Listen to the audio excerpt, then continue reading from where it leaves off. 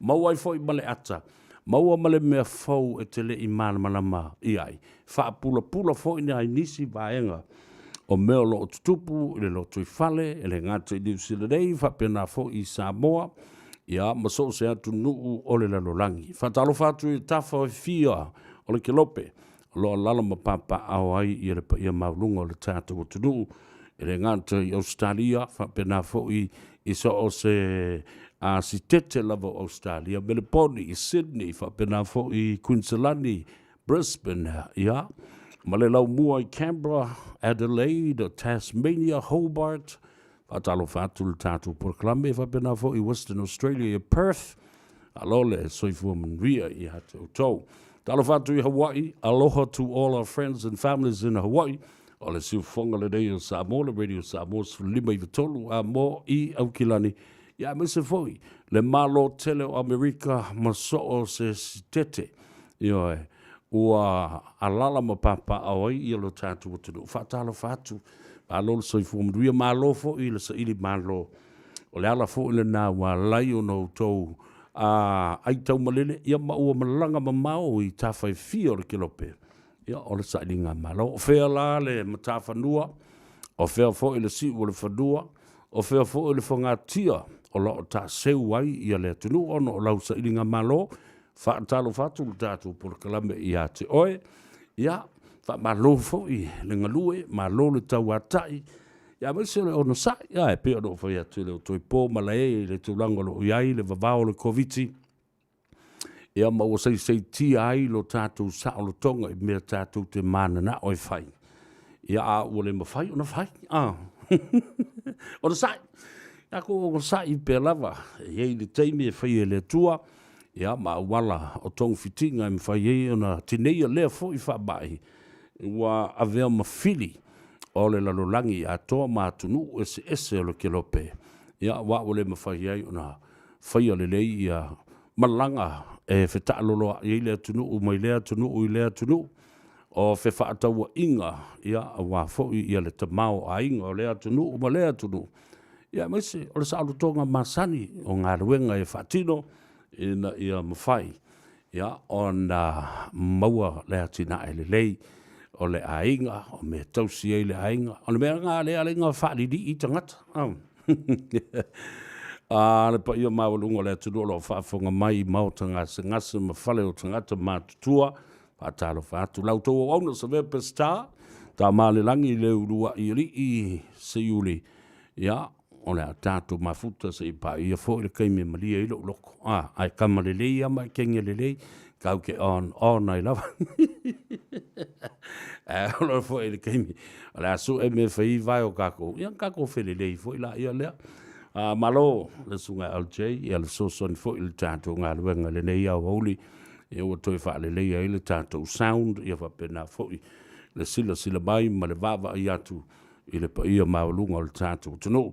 Fatalo Fatamaiti, talo for children, how are you doing at this time of the COVID lockdown? I hope you're not frustrated and depressed, and find something creative that you enjoy doing. Play with your friends, and you'll keep your bubble safe. Write down things that comes to your mind now and then. Have a piece of paper and a pen. Share ideas with your friends and families, as well as your brothers and sisters. Yes, of course, I feel for you because of the lockdown and the limitation of your movement and the things that you love to do, playing with your friends at school, playing with them at the park, and inviting them to your home. So remember, yes, we are thinking of you, our dear children, and what you're doing and what you're going through right now. Talo fai. Ia, o lungo le api o le fōringa, o lo o mai mō mai ai, ia le toa tele o le pa ia o le tātou tunu o lo o I lei tū ma lei tū o le lalolangi.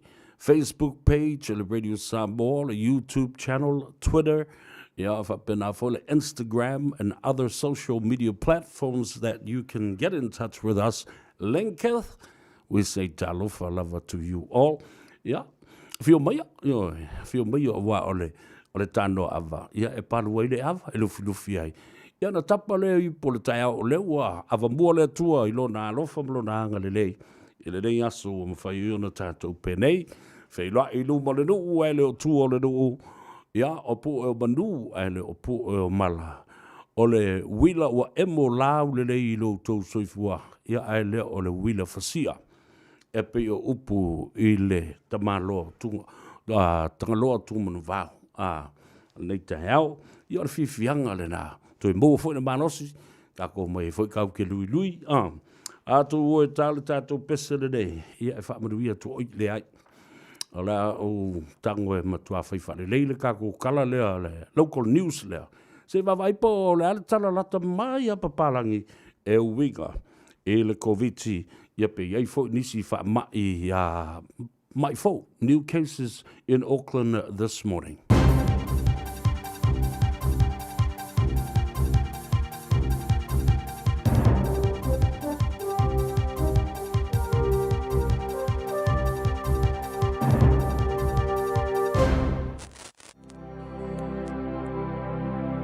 In sport, they may be without their black ferns, but Canterbury will.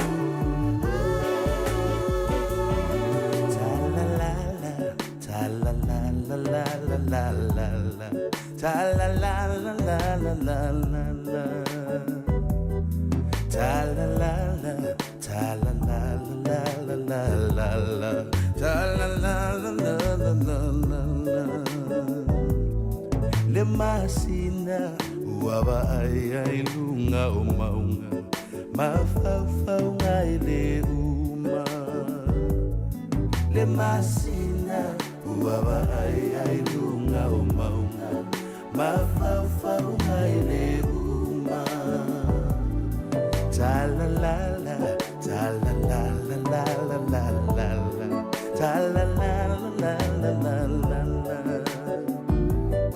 te oli e se uo ai pa amaoni ne ave tau i le oti ata te musu e se uo ai pa apu ne ave ane pa se le mutu ta la la ta la la la la la la la ta la la la la la la la ta la la la ta la la la la la la la ta la la la la la la la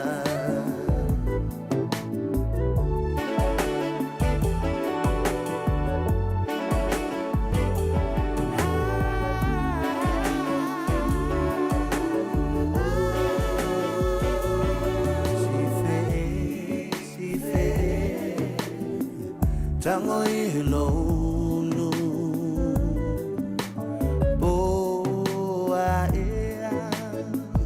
na me oia o si fe ua tilo mai ua le malia no na loto i le mea ua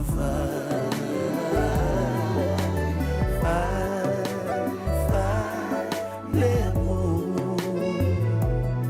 ina nei te iane ua e pa'u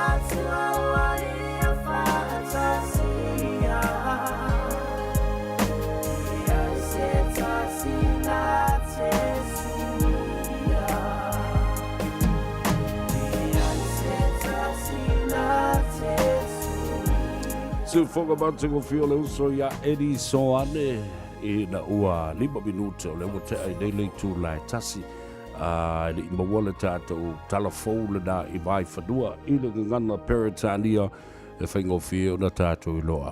Ia po le ale tūlanga ua iai i le COVID-19 i le nei aso astonai ia o tātou no whanofo ma whaatali i se tonu fo i e toe lau ni liwina e le fionga le tamai tai paramia whapena fo i Dr. Ashley Bloomfield i le aso lua o le vai aso fo. Ia le fautuanga lava tātou sustai. Tātou oi whaile tātou test wa tele na wā ia lapata inga matulanga whapena o longo puia li i eilo tātou tunu ina ia tātou sustai whaile test e whapena fo i mal whaile tātou tui mua male tui lona lua. Ia, whapea fo ile no whanga le nai Mage Road, ia e te watu i Manurewa, o le matua tumu i le tōtele, o le mamalu o le atunuu, ia maise fo i o le au unanga anisi o matanga aluenga le soifua maloloina, whaatasi ai ma le i o maulunga le au whainga aluenga tutofi, le atua i whata whaitaulanga ese, walato wo mai whaatasi. Ina i o pongi le wha ina ia whaia le test ma le tui o i tātou Mage Road i nai Manurewa a ngā i ai lau ta vale o oe ma lau tō lua ma lau whanau ia mai i leise mea le aki ki e fua ma lau whanga whao whaasavili a kuai ma le whanga whao a le mea tāua a leo te wawawai a tuwha mai e nai whaamrianga e le ngāta ina maua ai fo i ma lau pusa mea ai ia mole ai ngā ma le whanau. Mana tua fo ia whai mia ia nei lockdown ia ma ia e oi fo i le mele teimi fo le wa whaali i le tangata. Wa o le mawhai o na ia toi tatalia ia le tūlanga o le lava ono sai. I le umino nofo le whale tuai le whaia li ngā ruenga le ise tupe maua ai mana tua le lei. Le anga le lei o le nei atunu ia e tau wala mai i le matanga alwenga le social development, the Ministry of Social Development, Work and Income Support, o lo mwhai pe o na maua ia le tātou fsoswani nā mai le malo. O le Subsidy Wage Scheme, fsidi lo pule, ia lo le nā fo i video ia i le nā ofisa, ina i mwhai o na fsoswani atu, ia whapena fo i mawha marmala mai na le lei, ia te oi. Whatalo whatu le uso ia alema, le ala o ngata. He's watching from Brisbane, whatalo whatu uso.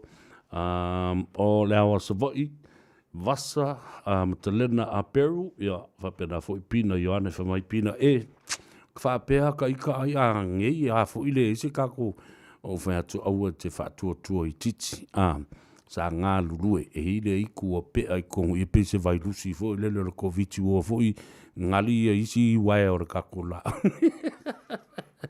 Ia le rawa o man koso mai whafura, ia au kama is kovi, ia le la woto e ola le lei ai.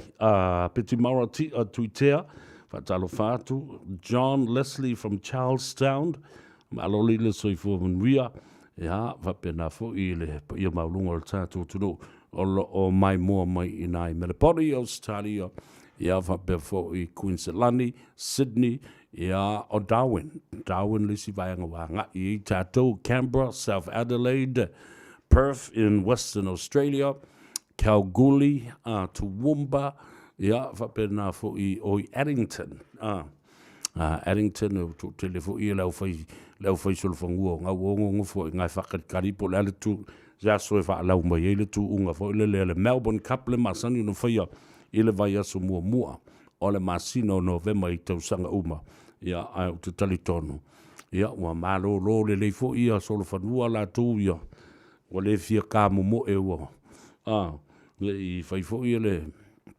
koviti la tu mo la tu o motuloa maulolo malo le so fo via after fo ile mafuta mai ile o ranga ba tu le si fongo Samoa whatalo whatu Amelia whamoana alo le soifo maduia le nei te hao whapena fo I whetau I siale ia e maise fo I tui whaasina FT whamai he's related to who? Paito Marifi talo whai maloli tui whaasina mai whalealini whatalo whatu I whionga I aloli e whionga I Paito Marifi so alo Romney Lavea. Ia whapena fo I le whionga le aloli. Ia peito malifi alo ali a whaleawhanga. Malole soifo manuia. Ia te urua whionga I aloli I lene fo I tai ao. Ia male mafuta mai le au uranga male tautua ala si ufonga Samoa ma Savea pestai lene fo I awa uri o le asto nai. Ma nei le tala o le tau. Ia o le aso lava fo I o le nofo I lalo la au pe a whai e whatanga ina oe, ma le tau ainga. A whai o le papo lava oe mo lau ainga, e to a valu pe to o se fulu, a le lava tau tenu nofo I lalo le la au le taftawhane o lau tau a maota ma whai I ma sunu le tau barbecue, le ai ma se me le angai. A pe o na saudoa I o le a whionga I a tumanu vao, le a whionga le li satini, le mataldoanga le aso nafi.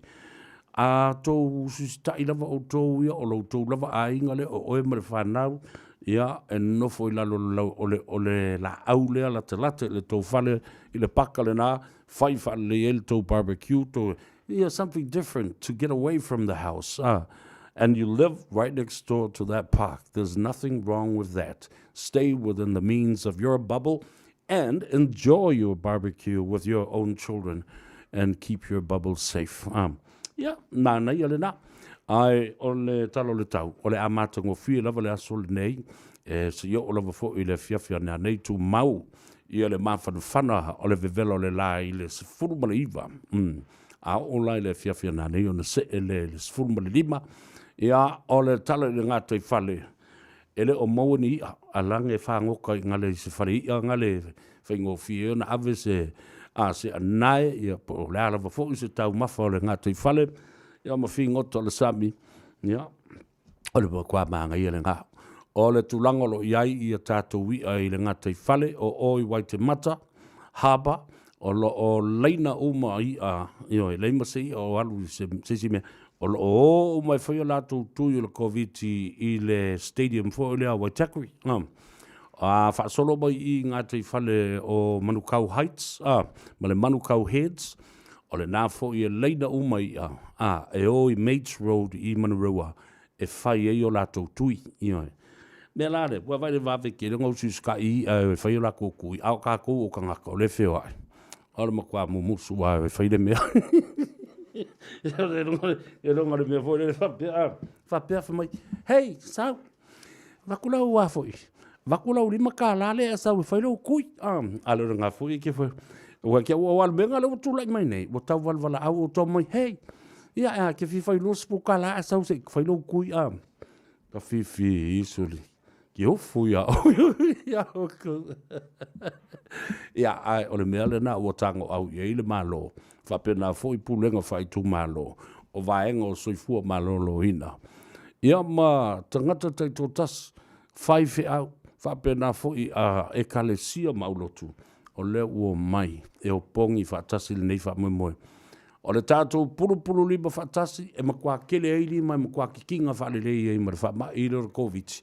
Ia ngala ia. Akolo I se mea mamau. Ia laka maile a au. I le mea lele I le COVID ngofo I mamale mo ina. Ia Sophie Andrew talofa tu fide. Alo lava soifua manuia. Oi kalofa. Talofa lo fionga pafuti. Lorena afamasanga Schuster. Talofa malo soifua manuia. Whaftai. Mati le pule. Ia o amai.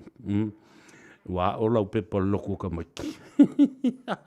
Se fulutasi balaki antelea alol se fu manuia pina yoane. Fika fitness malol se fu lino ya fa pena fo ia lautou fo I maftango lo mfai no so di tele. Io tatou tangata I le tino puta. Fa pena fo I le tulango le so la wanga le fika fitness le so ya lino mana to fo I vai. Wa mantua ele ngata wa faipor kalame mo soifua maloloina nei I sam whapena fo I Samoa whai me sa vai whai me tu mua malolino wha malo tu ia te oe ia whapea fo ia le tulangolo iai maftangolo so ni ai ale whemai mea mai karapina Ioane o le ua kui la kou I oi parakai ka I se lau ka la kai amu I o kou talofa whapa ia whipuleai alola soifua manuia ia whapea fo I si uta vai a onga o Fly River Josefa ma alola soifua manuia from Manurewa Lily Crichton Rosie Salesa ia whapea fo I mati le pule watalofa tui whasida Selenium o lila vanga na oitalo whai ma alola soifua manuia lo fionga le urua I rii ia whapea fo I le fionga ia vanga na ia ma siuto fo I ainga ia ai le ngata fo I lea. O le tātou nu tele I nā I Avondale leo tō whaafonga mai la te moenga si lao kasi lea a pulu a maa ia leo tō whaafonga mai mātala noanga male a fionga le satini le aso na nafi ua whaasā o na toinu se si le paka whaasā a whaafonga mai ia whautangia ma poliftelenga fo ia palaesina ma le teitei fono fo I ole maftanga I nā le tulimanu. Ia leo a mai le tala sao mai whaamura mole o sango I o kouku koe ingu solo I rea I ka paka. Ia pauka kai whakanga. O le teitai o le whaili o le lau mua tū mua I le awhionga le whasunga ia whata Niko. Ma lori talo fai u leva le toi whenua I le tātou nuu, ia no le tūlanga o le vavao, ia lea la e mānei ai, lea tātou te usi ustai, tātou te leo whaia lava mo soli le tūla whono, tātou te whememi mio iai, ia ma tātou mili ala whau mo mili tino, o le whai ia le vavao, lole on saifo ia tūtou, na o se whautuanga lava fo e vatu I le sunga ya tau alangi. O le mele ta o le inu sa vale. O le ingu sa vale ma le ingu afe solo. Alu tangata I le lato fale inu fale le iai. Ia ma popo fale le ina na mano o ma malo lo le lei tau mafa le lei uma. Ia sau fa fianga na. Oi na o e fatanga na minoi fo le fai o vai le mea ai ia saunga le mu le na tātou sustai le tula fono o wawai atua nei le tae au ma le whaanoa noa e le manatua fo i le ua toi fo i mai i le vaenga whaatupa fo le Taliban ma lātou toi pūlea loa i Afghanistan talu no ese luas fulu tau sanga o nofo ai i fita Amerika mo le puipuinga o le saunga le mu ia lea la ua toi tau nuu lo le Taliban lea la ua matua polonga lava tangata wal matua i polonga ele ngata o le ua toi a mata le lātou whaasalanga fo le whaasalanga o le e whai whaariari i lumo tangata public prosecution, public execution, ia, o whaasalanga nā. Ne wa matan toi whai, e tau la le malai le nā e whaatupu ai ia whaasalanga nei, ia whaasalanga nei pe on silsila iai, e matua sai le leia a whai o le whawhine, ia po le tina o le ustai lona to lua, ia po ua whai fo usana mea pila, e matua i sai le lei, e matua i fue i meo fue, vo le fue i kāmela, ia o tau silsila la iai, e matua i sāsala, se i mata ia le atunu umoi, ia unge koe whai, ia a whai o ta malolo, po i si fo i whaasalanga vai, ia nā usilisila i le atunu, tulou le ngutu maleafi, e matua a vane le ia loka lima, ai tu uru mwhātau tau i le au, ai vavai ese, tulou le whaafonga le atunu, whai mātila i le mūtini o le la, ai wala aulia ai le fia mafe o tangata, mai mo, mata iai. Toi ngā tula whono la i e tau volo kua Conian Shari Law. E le pule se tula whono le malo, e pule le tula whono mai le tuspa i a lefa ingo nei i la tau o le Koran. A whai o le whasalanga le whai mai le Koran e pingi, i o le mea nga e pingi, ia lea la ua mai nei ma le whaatonunga. Ua whaasa tapu ona toe o ni ta maitai e a o onga. O lou lava tiute, o lou no foi le fale. Fai le fatu a inga tausi o le fale. Ia ma e whanau ma e ululuola. Sāna wa aisisi ta malo e se mai lau to lua i au fōringa. Ia e whelua ia. Ia ma fai leu pūlou fo le tali atoa. Ia ma puri nā o ka mai maka uluri a kiro mai fafu. Kalo fai. Whaasa mo manaitinana toi o le aonga. Olo no winga. O se tūlanga sili o na pangatia, o nei lava le tai au, o le tāo le itu la, po le ono o le tai au nei. Le nāna whasiotia ai ia le toa 50 o tangata tāpuai. Māli liu anina ua pāse pomu tutonu o le sunako. O le pūno no uma e whaile tālo sanga ia ala. Se wawa ai i mea matauti, o toi wha manatu mai e teau. Le masina o mati le tausanga le ana se ima vātu nei le na tupu o le whara velave i kalais te te mamali liu wai le to 50 ma le tasi. Whape nā o male mele na tupu nei le tau i le atunu o ka Afghanistan. Ia, mai pulenga sa wal le vaenga le o whaingoina nei o le Taliban.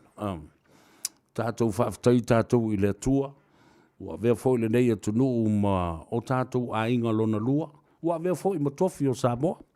Io saunga le mo. Ia lo iai so soani. Ia ma le tulanga e lango ai i tātou.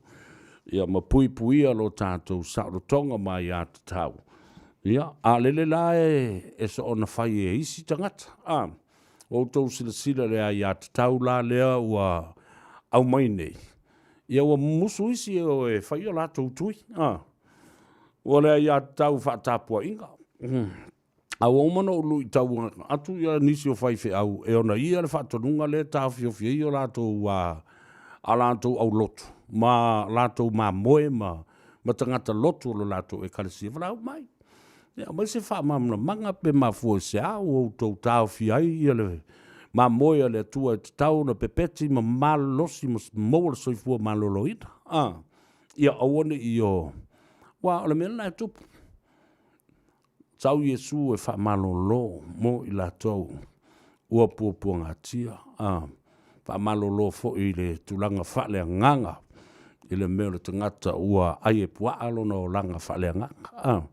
ia le nala, a leala, e le ngata ia te outou, tulau ale pa ia mawalunga le ainga sa le vi, walanga ese umata, turunga matapu inga, ese foi mentality, the mindset o istangata, ma istangata o le tui, le watala ia isi au fai lotu i latu e kalesia matangata lotu, o le tui o satani, o le tui o le ti apolo,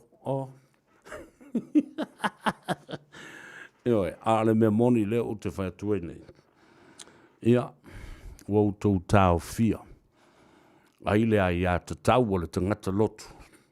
Ina ia sa ili se fisosoani. Ele ngata mo ia, ai whape na fu i mo lona to lua malana whanau, malona a inga. Ma e alofa iai. Loved ones. Ia, ili o se mea lelei, ma se mea whaingo fie. Ia le tūlanga o le maliu o seisi le whaamai. Ia a o lea na maua le tala, na tā ofi e le whaiwhi au po le whailotu. Le awa noa e aluali tangata le whailo na tui msa ili vaifo ina ia maua lona malosi ma le soifua maloloina. E na, no whai atu la so nafi. E le o se mele leila le mele pe ate i walu solo ngā oki o se auloku. A o le mata le whaiwhi au iai. Rau inga ngā alpawale, ngā o sao nginga la wala kangunga o le auloku le la whai ngei. Le ngei vai aso po le vai aso, pe a whai e matua onga.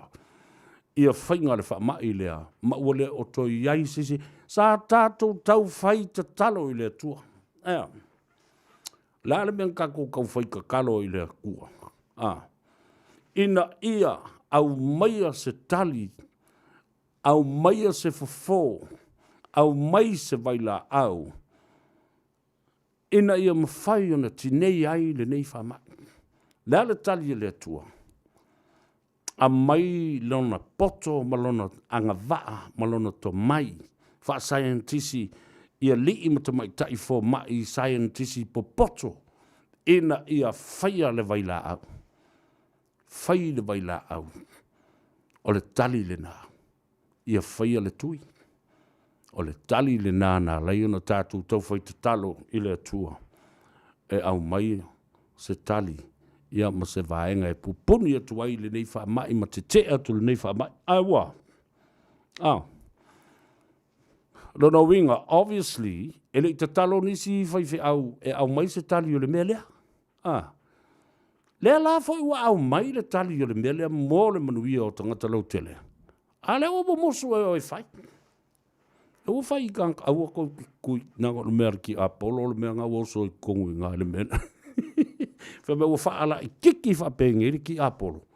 Ai fa alu kongo ngila le a tui la lo ki ngomre koko. O le wa ka a korki apolo yo wala koko se yo o lo mafo fa mo fai. Wa vai ko nga sikaili mo ko nga aikia yo amangi. Ya nga malulu atu. I le vasenga o whawhiangainga o lo a fia i whaamtalanga i o te watu nei. Ia ono le pui lo tātou o tunu, whailau tāla inga, ai whai atu fo, malau tāla inga. O e whai le tui. O e whai le tui. Po le ale tāla le whaiwhi au. O le whaiwhi au le nau o whaiatu i ate oe, au ne i whai lo tui, e le alofa ia oe. E le alofa ia oe, malau ko lua, malau whangau, malau ko ainga. Wa mangao, inga ia e tie eima e tētai i le melea, Ia, le nā, te ofura pe a whai, e te whaalongolongo le nā tala inga, ai te le whaalongo mai, ila utala inga le ua watu i a te oe, le asu le nei. Uputu sa o le nā langa, o le Tanoa Ava, Savea ma le Tanoa Ava, e te maua i le sa, le ai ma se mea pio, ia, e wha pio, e whai le mea le nā. Ia, le tala le nā, wawai foi, la tātou o, se i wha fia kasi o e maro ma whauringe i aso, ua tā walunga ngā luenga, ua uma ngā luenga le vai aso. O e whaile kui. Mage Road, o lo whaatino ai le tui le nā i manurewa. Offrey Browns Road, whaasao ai o e te watu le whanasa. O lo i aile sunga Louis Bonifacio. Pastor Louis Bonifacio, Pastor Anne Bonifacio, le sunga ya Elder. Ia, o le sunga fo ya Reverend. Ka whengainga. Ia talia te pale au. O le sunga le ti akono. Ia sanele pouli ulinganga. Ia male to o tele o isi whaafea ngainga o lo o lato lango ina le wha moe moe masapaia ia whaola ina o tātou tangata, ile ngata ile tino, o le soifua ile lalo langi nei, ia e whapena fo ile tūlanga whale nganga ile so.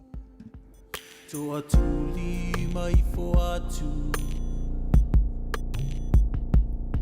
Matau tau ilo mamalu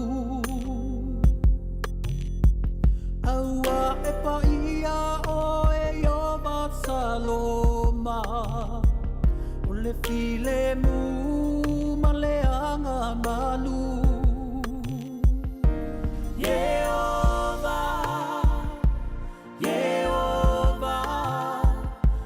Tau ia te oe le viinga Yehova Via oe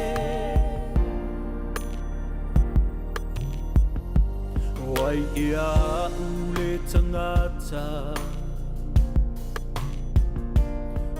Anga sala mawhatau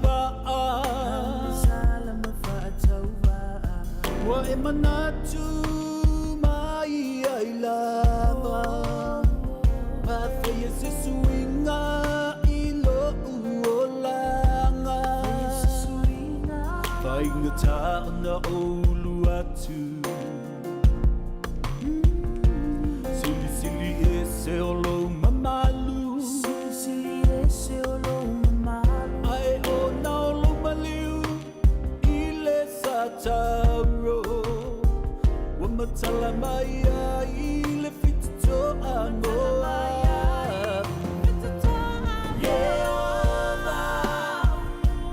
Yehova It's a tau ia te oe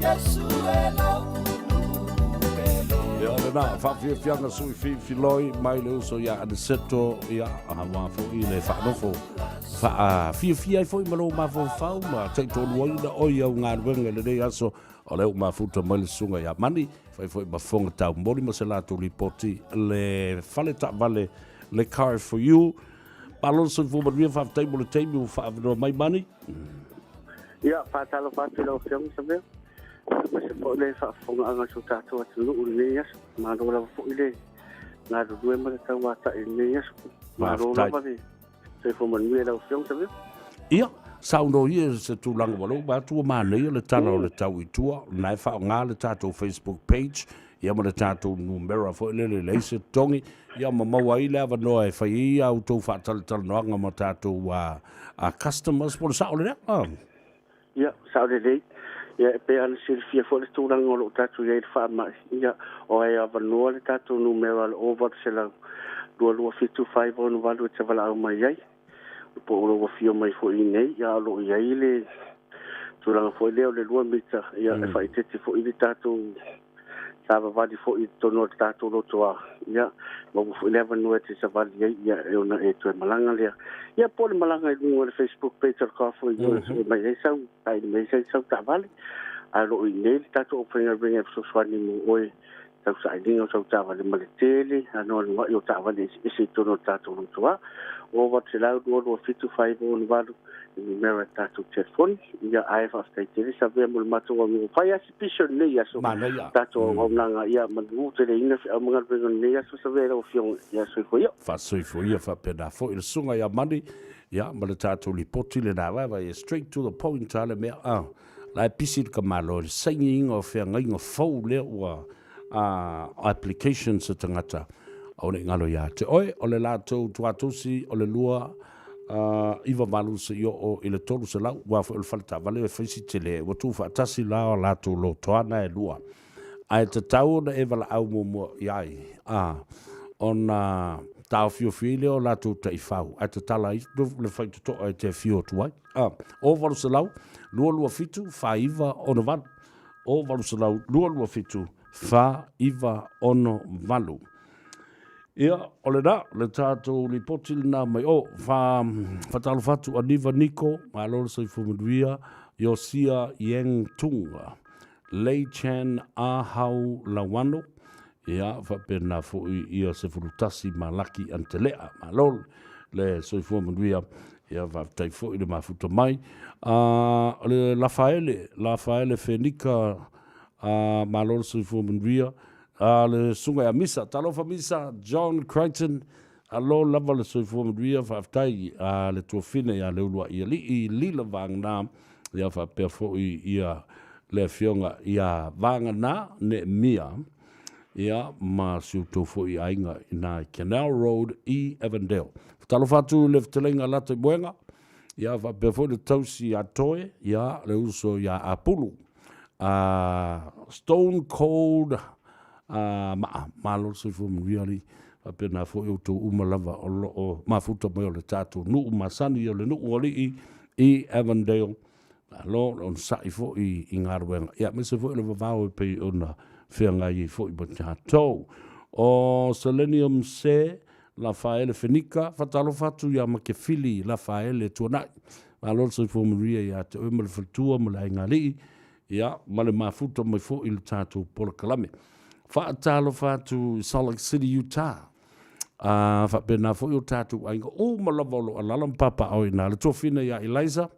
Ya, masi o tofo ya inga. Fa'apena fo i le tamaitai le tofina ya Doreen. Alole, so i fo mnuia fa'amemoelo mnuia oe male ainga. Ya, wila fo ina ua to esele tamao le ainga. Ya, ai o lo o anglelei lo tatu mtaisili ya te oe male whanau.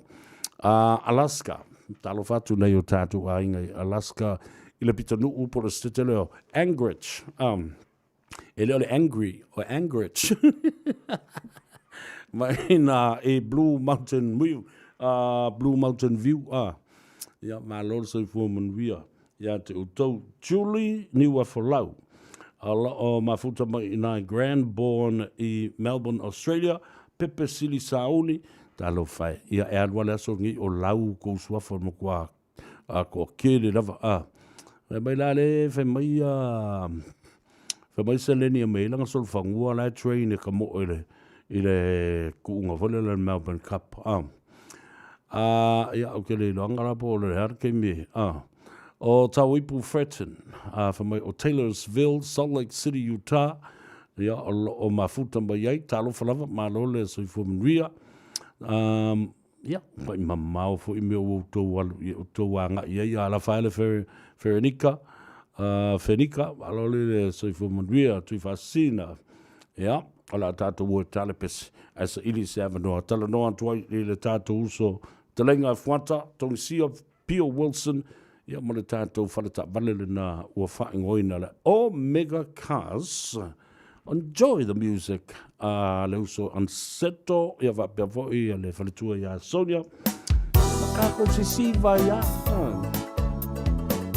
Awone ngalo ia te oile tui, alo fai le so le tattoo test mo fo me pusa me ai, mo la voucher in Nine Mage Road, le anga I Manurewa.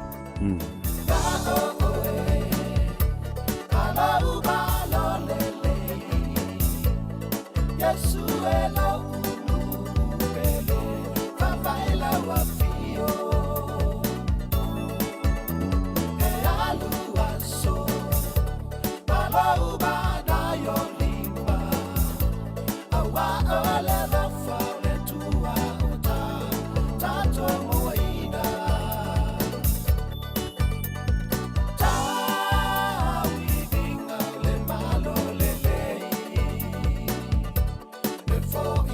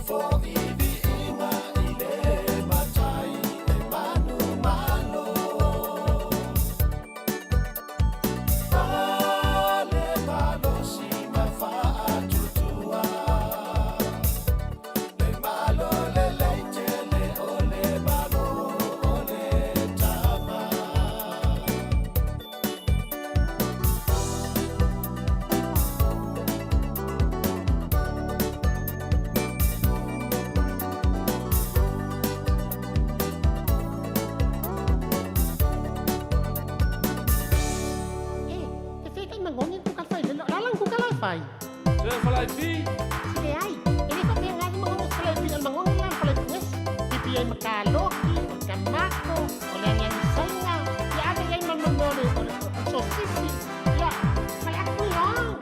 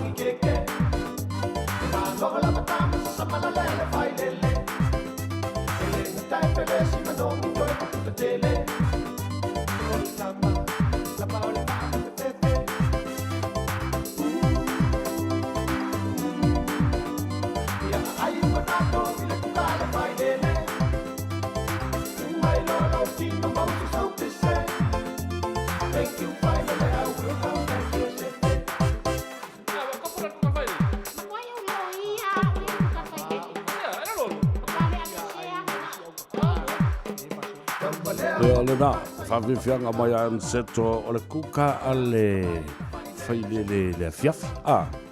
O le ua toe 5 minute o na tale o le tu lai lua. Ma futa mai vitalenga e fuata tongi sia Pio Wilson o le pula o le tātou whale ta vale ia le Omega Cars o le amatanga. Isi sila iai. Whatalo whatu malole so fumadia fuata.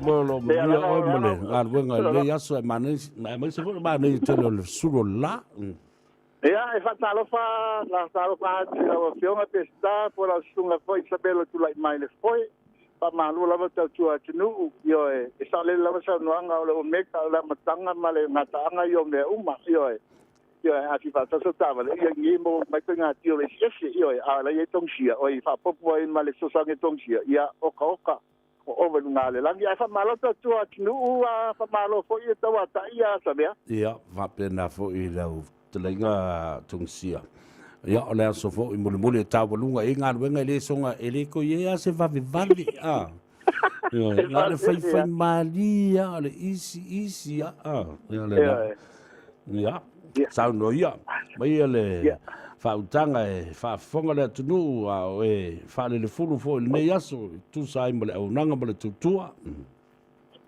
ya le nga mo fa tai a Savea a pe ke le tona wa fiong a lo tla male foi mo lo mato ma no fo le nei tu la le aso ya fa talo fa Samoa ya se te mi mo sola ya na fa ya mo tu ale fa talo fo mal fa te pa tu li mai le fiong ya Savea pe mo lu so ta tu se te mi mo sola ya na fa talo fa to lava ton sia ya te po fera me ma me nei ko salanga ya fa malo ta wa tai fa malo fo lo mo dia Samoa ya le lan fa mana tu so tinu pele ina Samoa fa le a fa mama adenga ia o meka ka e te tau lava ona fa ilo mai a te i matou pe a suma tala au mai yo ia ona e anga ma ana ia ia na i nume ina ko ta lo no muli mai o uma fai uma me uma aveta vale matulanga ba pena ia tau langa longo mai matou ta to mo tra meka ka na fa pongole nei fa salanga ona e anga ma ala ia ile afe di masela tala bisho fi to so se to ina tabale na nga ka to piki apu ai lua fele fi o piki apu yo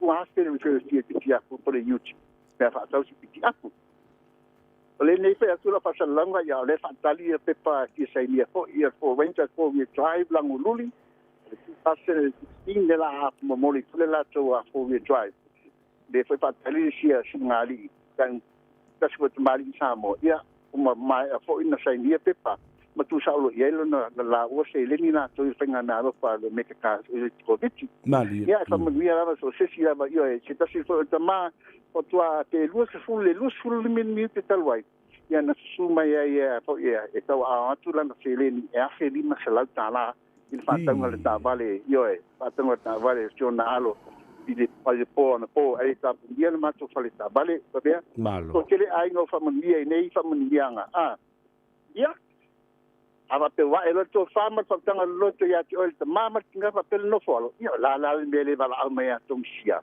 ye ma fa ina to so ni to sia fa mala malama e so ani so se tu wala so se tu awala ya ko ina ia mau tingo ai ia mau sala ai fa malia ina lo ina ngalo ia su mai ile go se lau ke ministrai man ka go se lau ke ministrai man ka mana tua if you fight na to appointment pela au mel te phone na fellow appointment ai fa pe o fina ngalo la fa pe le te fa fa tanga man tau ai o ti sa ia sia simbe no meka kas ai su mai la e te tau la mai fa antali se mai o se ta su ma fa ta si la ba ai le tonu lo toal te ye tas yo e uno o le matu manu mal fa te tu la fono le malo e vale pi o mato e fa pe fu so ta to peleina au tanto o mo tanto ele ni vai tau faina ta ia va me telefoni o iva lua fitu lima balu ta sigo o iva lua fitu lima balu ta sigo e va au me pelo telefoni ta dai ole o lua tasi pa ki tono lima fatasi o lua tasi pa ki tono lima fatasi man tu Samoa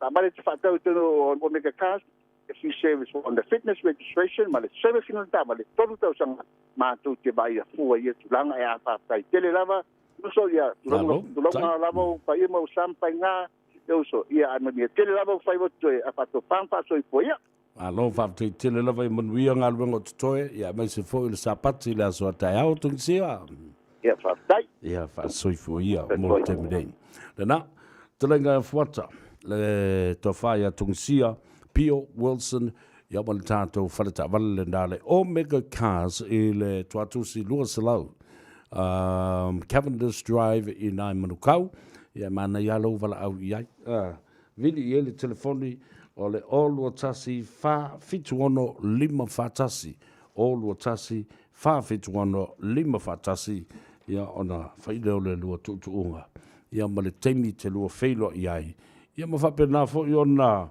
fai ai ia le tonu feutunga inga seili malakon kalate alu malauta vale ua matua e fia lava Whawhiwhianga sui whiwhiloi o le nei fo ia uli i le tautua mo oe le si ufongo Samoa, le radio Samoa Savea.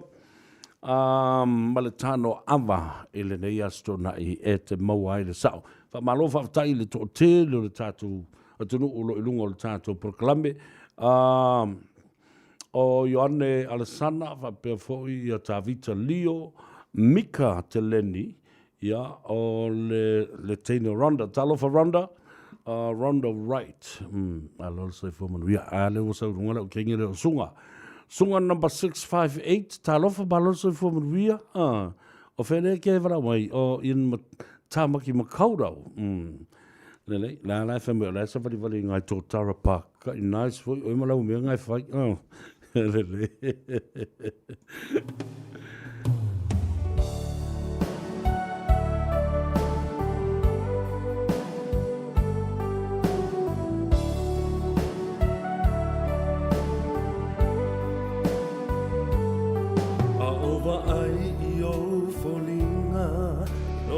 Tana o te uina pe esa sa e pe ava e tu I fea ai ona o lo ua lofa mo oele ma faina uma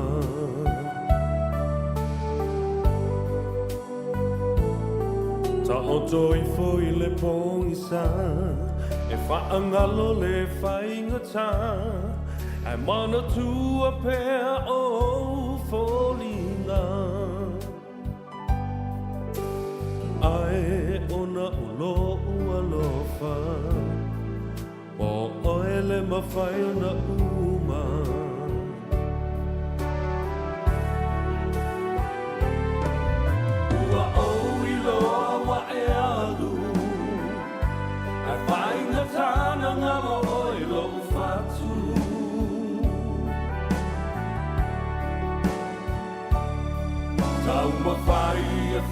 angalo ai mana tua pea o e se aso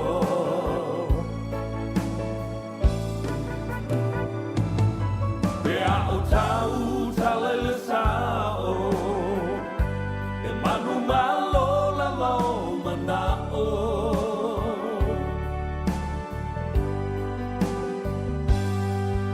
ua o iloa e alu e whainga tana ngalo o e lo ufatu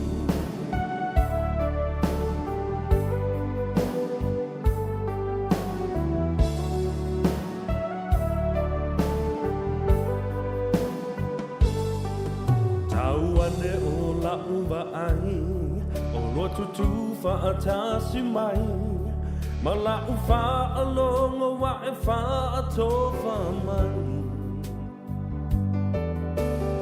ai tu maua lo lofa mo oe i o uaso o tutoe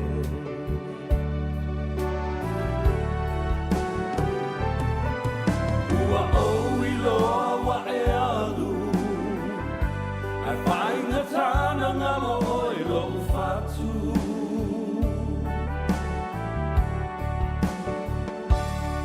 tau mawhai e whaangalo ai mana tua pea o e se aso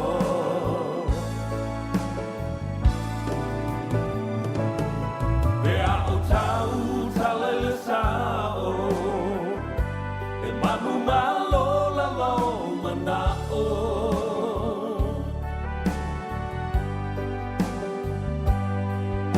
ua o iloa e alu e whainga tana ngalo o e lo ufatu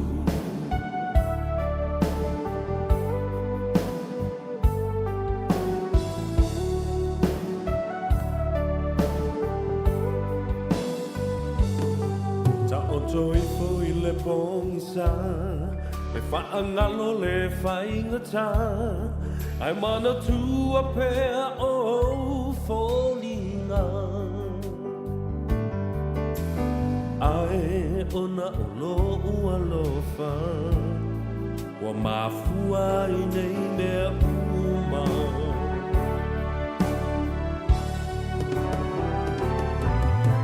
ua o iloa wa e alu ai whainga tana ngalo o i lo ufatu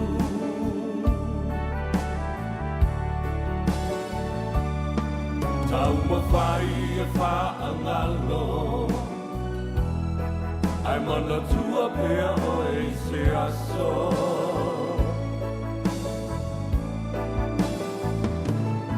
pea o tau talele sao e manu malo la lau manao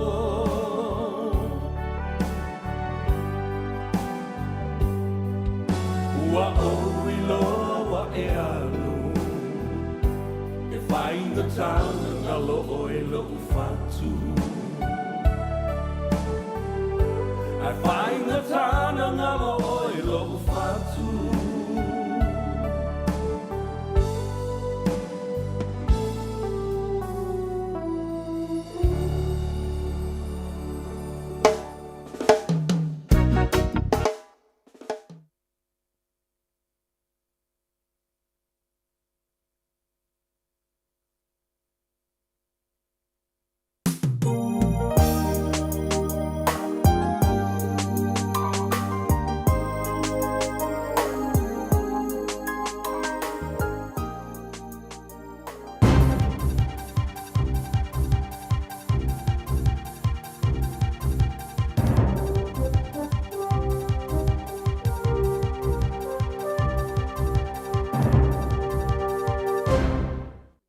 There are 34 new community cases of COVID-19 today, 31 in Auckland and 3 in Waikato. 11 are unlinked. There are 2 cases at the border. A truck driver who travelled from Auckland to Palmerston North and tested positive for COVID-19 and has been isolating there is now in hospital. And talking of hospital, 26 people are in hospital, including the one in Palmerston North, 3 at North Shore Hospital, 13 in sport. They may be without their black ferns, but Canterbury will be able to call on rising talent Martha Mata-Ali for this afternoon's Whara Palmer Cup final in Christchurch. Mata-Ali's navigated a tricky season, having struggled with concussion symptoms after suffering a head injury playing for the New Zealand Barbarians last year. Canterbury coach Blair Baxter's stoked to have her back in red and black. Managed to play 20 minutes 2 weeks ago against Otago, first time in 12 months, and then come off the bench again on Saturday and brings that. Not only the physicality, but her energy is contagious and it really lifts the girls. Kick-off 2:05. Budge Patty, a former world number 1 ranked tennis player who won back-to-back major titles at the French Championships and Wimbledon in 1950, has died. He was 97. The International Tennis Hall of Fame inducted Patty in 1977. That's sport. I'm Bruce Russell.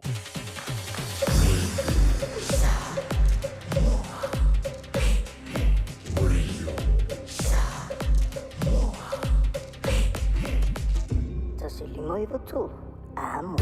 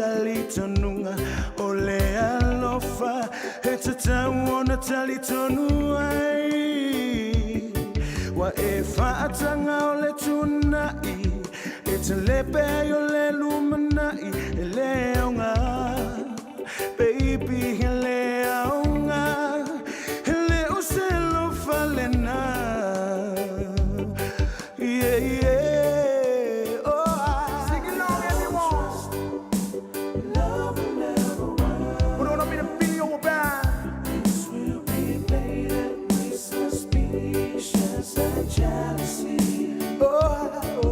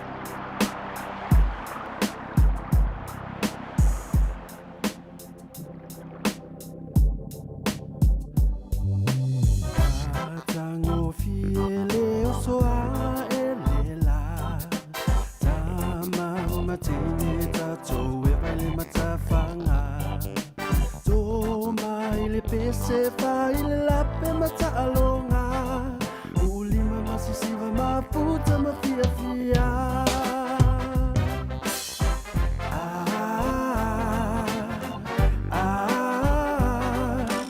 eva ile matafanga waluenga oleva yaso uafia mawasina malolo wale matafanga mana yalisavili lalola Paolo, Maata Ali Oli Ofaile Tuli Ipa Bele Pomano, Alule Tali Le Taline Wamufalo.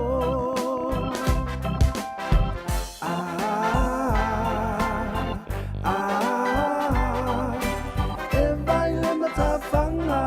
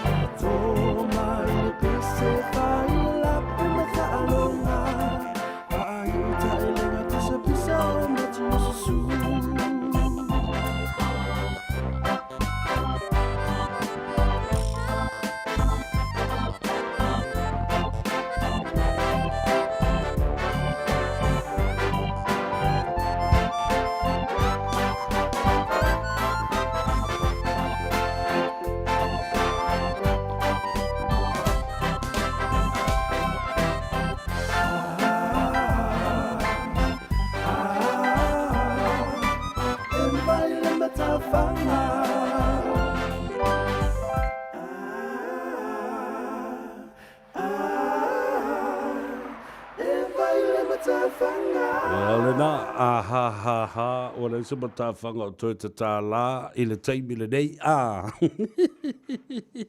Anti a o makari. Ia sa o le tala voia la aulilo ne whai atui. Ia wanti la ia. Ngo whai aku e. Kou whai mai a whapena. Ia le nā. O le mea sili. O le matango fio le aso. Tātou te whai maali e i lava. Ia ma tātou tala noa matali e. Ma tāua o whai mai fo ia. Ma tā upu sa tala noina. Ile dava yaso o tona i atu. Ia, o mea lelei, a tō ma mea whaale lelei, ia, ma mea marie, tātou te tali e fo ima, whetu wha iai, ile tātou wha so ele so. Ile mea marie le no titilo tu nei iai. For my playing constantly on your iPad or your iPhone or your phone has become a disorderly behavior. Ava ai le vai le mutau tio mea fo mai i o mangi. Ava vai tu lai lo kali i le mea le fai o le omi o be alfa be kolos. Na e lola i le teimi uma. E o le teimi o le o to tutuli e o fai le lotu. A o le lai ki ka kalo e fa maka kasi a kuri ai. O lai kofu maka mai ki marke le fongi o lai ki ka kalo a oe. Ia la hoi text au kamai. Ala e whaina ko text i le taimi le nā. Ua it has become nuisance. It has become a behavior that is absolutely irrespectable and disrespectful at times. Ia a mea lava nā o le tūlai mai a e iei fo I tono se fontanga. O le mea muale nā e tau na whaatino ma whai I le au fono. Aus fono e au tau fina ngaro mali. E lea o ia le au puata ma whai ngā. Ia pa o le matapia fo I le mana ia. E le au tau se kindergarten. Ai au tau malili. Silent ma whaafile mu au tau telefoni. Wana I to te tangis telefoni le teimi o le tātou. Whai fwoi ma mata upu tau ave whasala le tangata. E leo sius tai le mea le nā. O mata upu whaafono le nā. Ina ia alutasi a ma whauwhaunga le mata upu le tala noina. Ia po o mea o le o mata upu whaafono.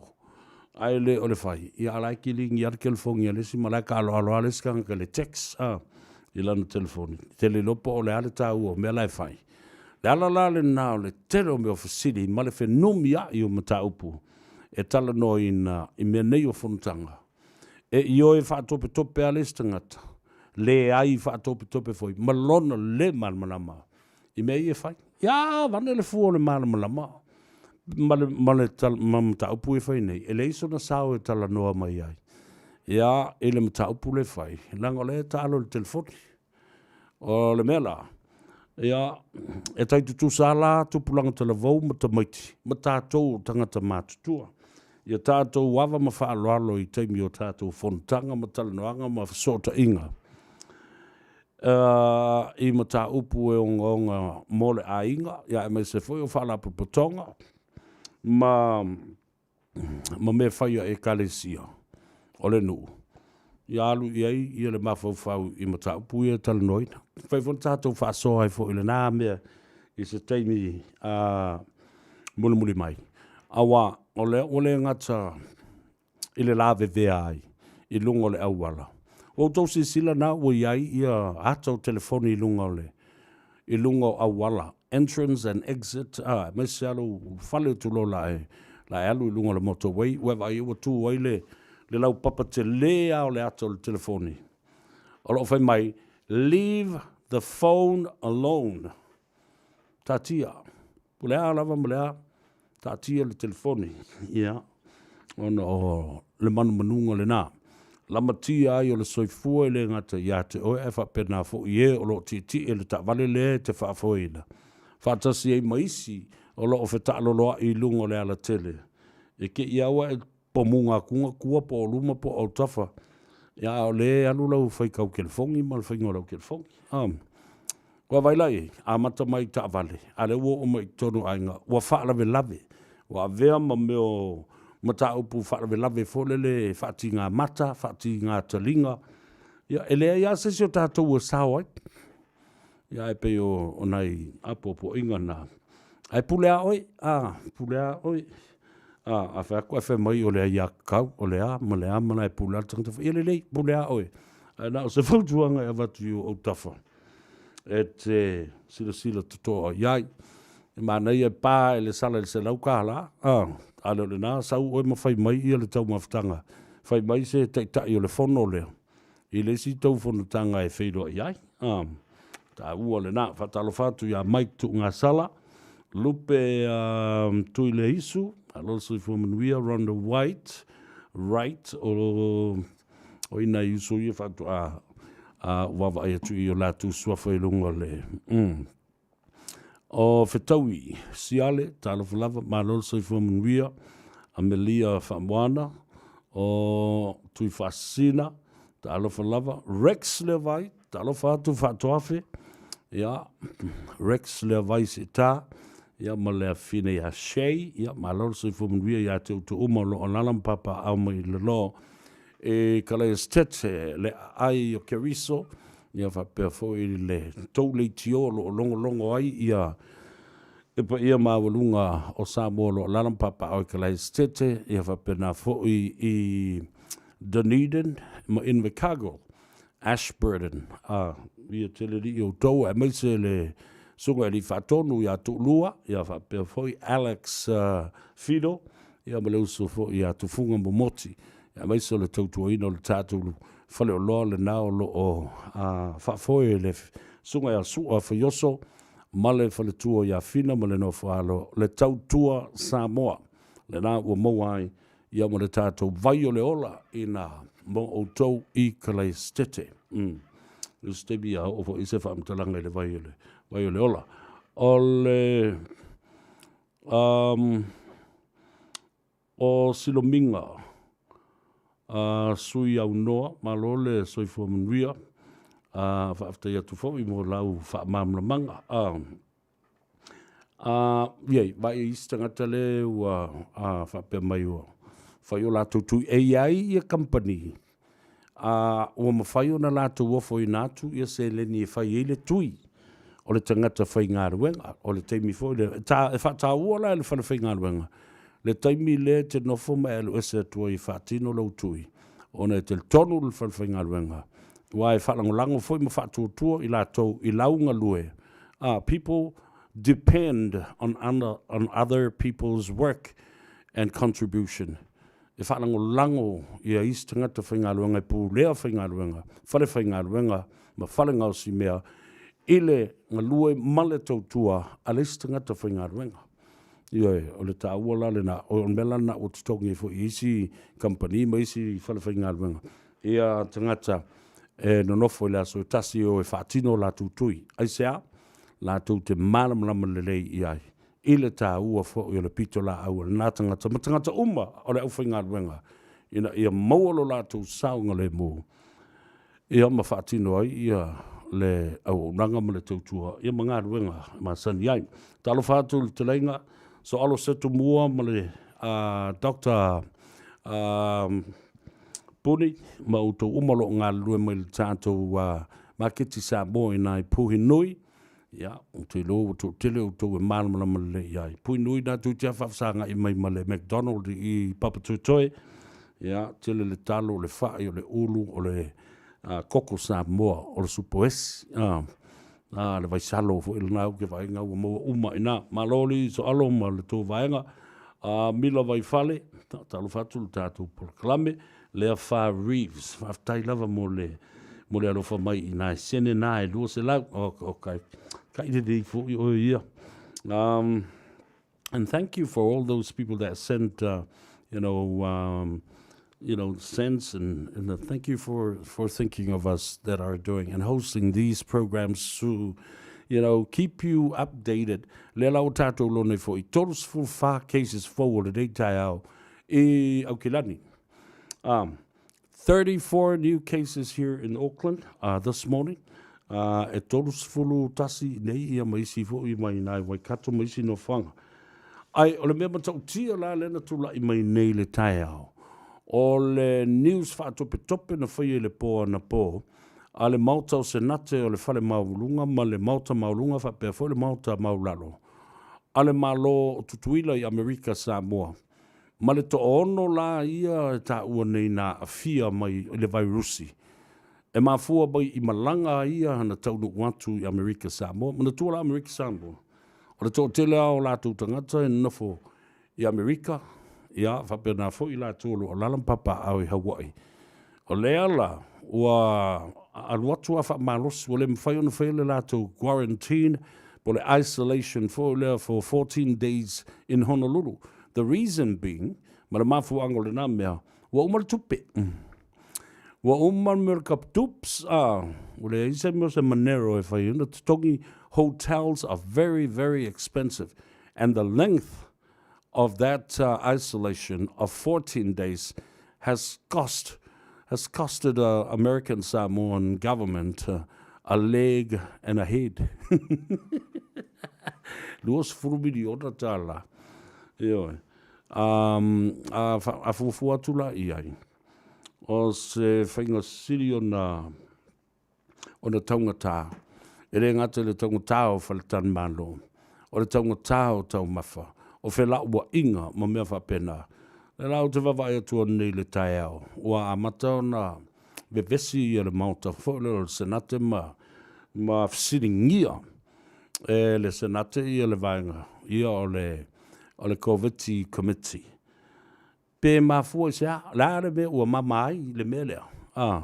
Liki mai I tua whaamtalanga o le lava se tupe whaatino oi o la tu whaamoi. Mele na, e ta tau o na tātou whae te fo I tātou I Samoa. Leo te wawai atu lava lo lei lava I le tau mwhainga le whionga te mai tai paramia, ma le sui paramia, ma le kapeneta, le minsta o le soifua malanoina whaatasi fo I le committee o whaalawe lave whaafosei, ma whaalawe whaanatore au fiai, whaamai whaapenei.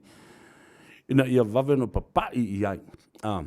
Because why? Fiji, as well as American Samoa, and especially American Samoa, is just a step away from our doorstep. Yoi, ngā kasi au le la a mai kuira, tau mai lo i ai tātou. Ia ai le oni malo te tele te fia se lau wafe o tangata. We are a minute, very small countries with a less than 200,000 population. Yeah, la le na. Yeah, o ta lo fai lo ka whanonglonga kua ngai. Awa a whapeo mai tangata mai Hawaii, e o mai tuila. Ai mai mau atu le malai ba lele i Honolulu. E le mawhai ona toi fo i o lātu wainga. E whai na le malo Amerika, le tutuunga, you are now going to be quarantined or isolated for 14 days before you leave. Ia e toi whai, a vela, e le koi fo i la o i kou whale. E te nofua i nā i se whaletari malo taunga tātele i Honolulu. Ia, o le mafu angalale nā leo wawai atu nei. Ua matua i matautia le mea leua anga i ai ia le malo tuila mamanua ina ia tau mawhai fo ia le whawhita uli le nā. Ia, o le talo lava la tau ia. Ina ia mawhai o na whai o tātou tui pui pui. O le kemi ngai anga o le kakala punga loi lunga le valele aluro. Wala ua ie ua mantua ua whelua ia malau card. O si whaali atu ia te oile card le. Ona ei loa i la ia le. Ua e whelua i, ua e saunga le mū mai le whamai. Ua uma o na whai o tui. Ua sila mai i le card lea. O le card lea o le COVID-19 vaccine record card that will show the authorities that you have already been tested 3 times and vaccinated twice. And those are the full official needs o le mea lea. E ta wei la ona, lewa sila mo le kāta Savea. O mang kui si kama, koe o le isu lele kuia. E a se pua ai kui e le isu. I o le nā. Ta ua tele la alo whelua i malau kāde. Wale e ase au ngai te pisai. Ma vivesi e. Ai te leo sustai. I le a vea fo i oi ma whaatai te inga le lei. E ta i mua i le ala. E ma whai ona e tau tala. Whalongo tangata. Lea na e sa vali e mea lea. Ola ia le whai. Io tati e pe whai whiau ia na e whai o lātou. Eli tō te tidina e whiau na i si a fo i tali tonua. Na e whai mai e ka ki ai pe whapenga. Ta ua le arwe whelu tui, mai lau card, tui tono la wallet. Anywhere that you go or travel, at least you have been protected from the COVID-19 virus. Le ta ua le na. Wha me moe lo mnuia le whaafonga tāpua i le tātu tunu o le nevi fo i vaenga. Ia, ai maise fo i lātou o lo o i lunga o le ala tele. Whatalo whatu i le ta mamatua, le whionga le swafa, le malu, le mamea, whaiva, ia ma le whaletua. A me sepa ma le aingali i Christchurch, walo le soifu mnduia le whionga le swafa, ma le whaletua, a me moe ia o maua le soifu la lei, ia whapena whiona whamanuia atu i le whionga le toto ali, to filau, upu, i mangele alo le soifu mudria mo lo mudria fo el tinae me se fo le tuafine ya new ma Michael ia mo le fanau ina i mangele alo le soifu mo langi mam fatalo fatu le tamai a vaipu a ia mo le to telefo o tolo o fata o tolio i ngase i falefu ma pulsio to fanga. Ia, o ngase o le tino ina wo o fo ina ma ale le soifua o matua. Ia ngale lei pea le atua. Mauta ngase mo le fale le nao tangata matua lo whaafonga mai ai. Ia le tamai a vaipua, ia ma utou umalama. Whaatalo whaatu le tātou porokalame. Ia ma whaamalo atu fo i lo utou lava pale mole o na sai. I ti ngā ua o mai. Ta wia ina angalelei ia lo tātou mutai le langi. ta wala mai lo na alofa I ali I tapai tai fo mai. O a tui, o a whala au, o a ta otonga, o vaila au, ese batong fitinga o lo whaatino ina ia mawhai. O na maua le langona file mo. Comfortability. Maua fo ia le tūlanga o le tue whafo sia o le malos. Ia, ele ngatala I le whale na o tangata mātua ma isi mau tangasa ngasa e whapena fōi. I mau tangasa ngasa umoi au kilani nei, North Shore, Waitakere, Middle Moa, ia, whapea fōi au kilani, ma so se vaenga lava o le atunu nei ma le lolangi, lo whaafonga mai ai. Ia, o lo whaanga nā ma, mo onga le lei mo fo lo whaatu fōi mo o tau. Whaatalo whaatu le te mamatua. Maloso I fo manuia ieti taia, sao, ia ma le whalatua fōi a Lilieni, ia ma le aingali I San Diego, California, se ngang fifia mo le ngang whaftai. Ua tau au ma ua tau watu ma le manuia lau pusa vai. Ia, tau mafa ma le fifia, ia ma le whaatu tua I le tua, le vai o le ola, e ma whai ona soani I le soifua ma loloina. Ia whapena fo I le tuba matua. Lau whionga le ota, tavu I Peter Strickland, ma le whaltui a sau malae, ma lau tu ainga fo I Tacoma, Seattle, Washington. E se le maanga I ora kaunga, kua pu e moile a kaua ma ore pusa vai. Aisia, mana tua oro I ai tu uma I tonu, le a inga sala tau whaile vai, ina ia manuia tangata.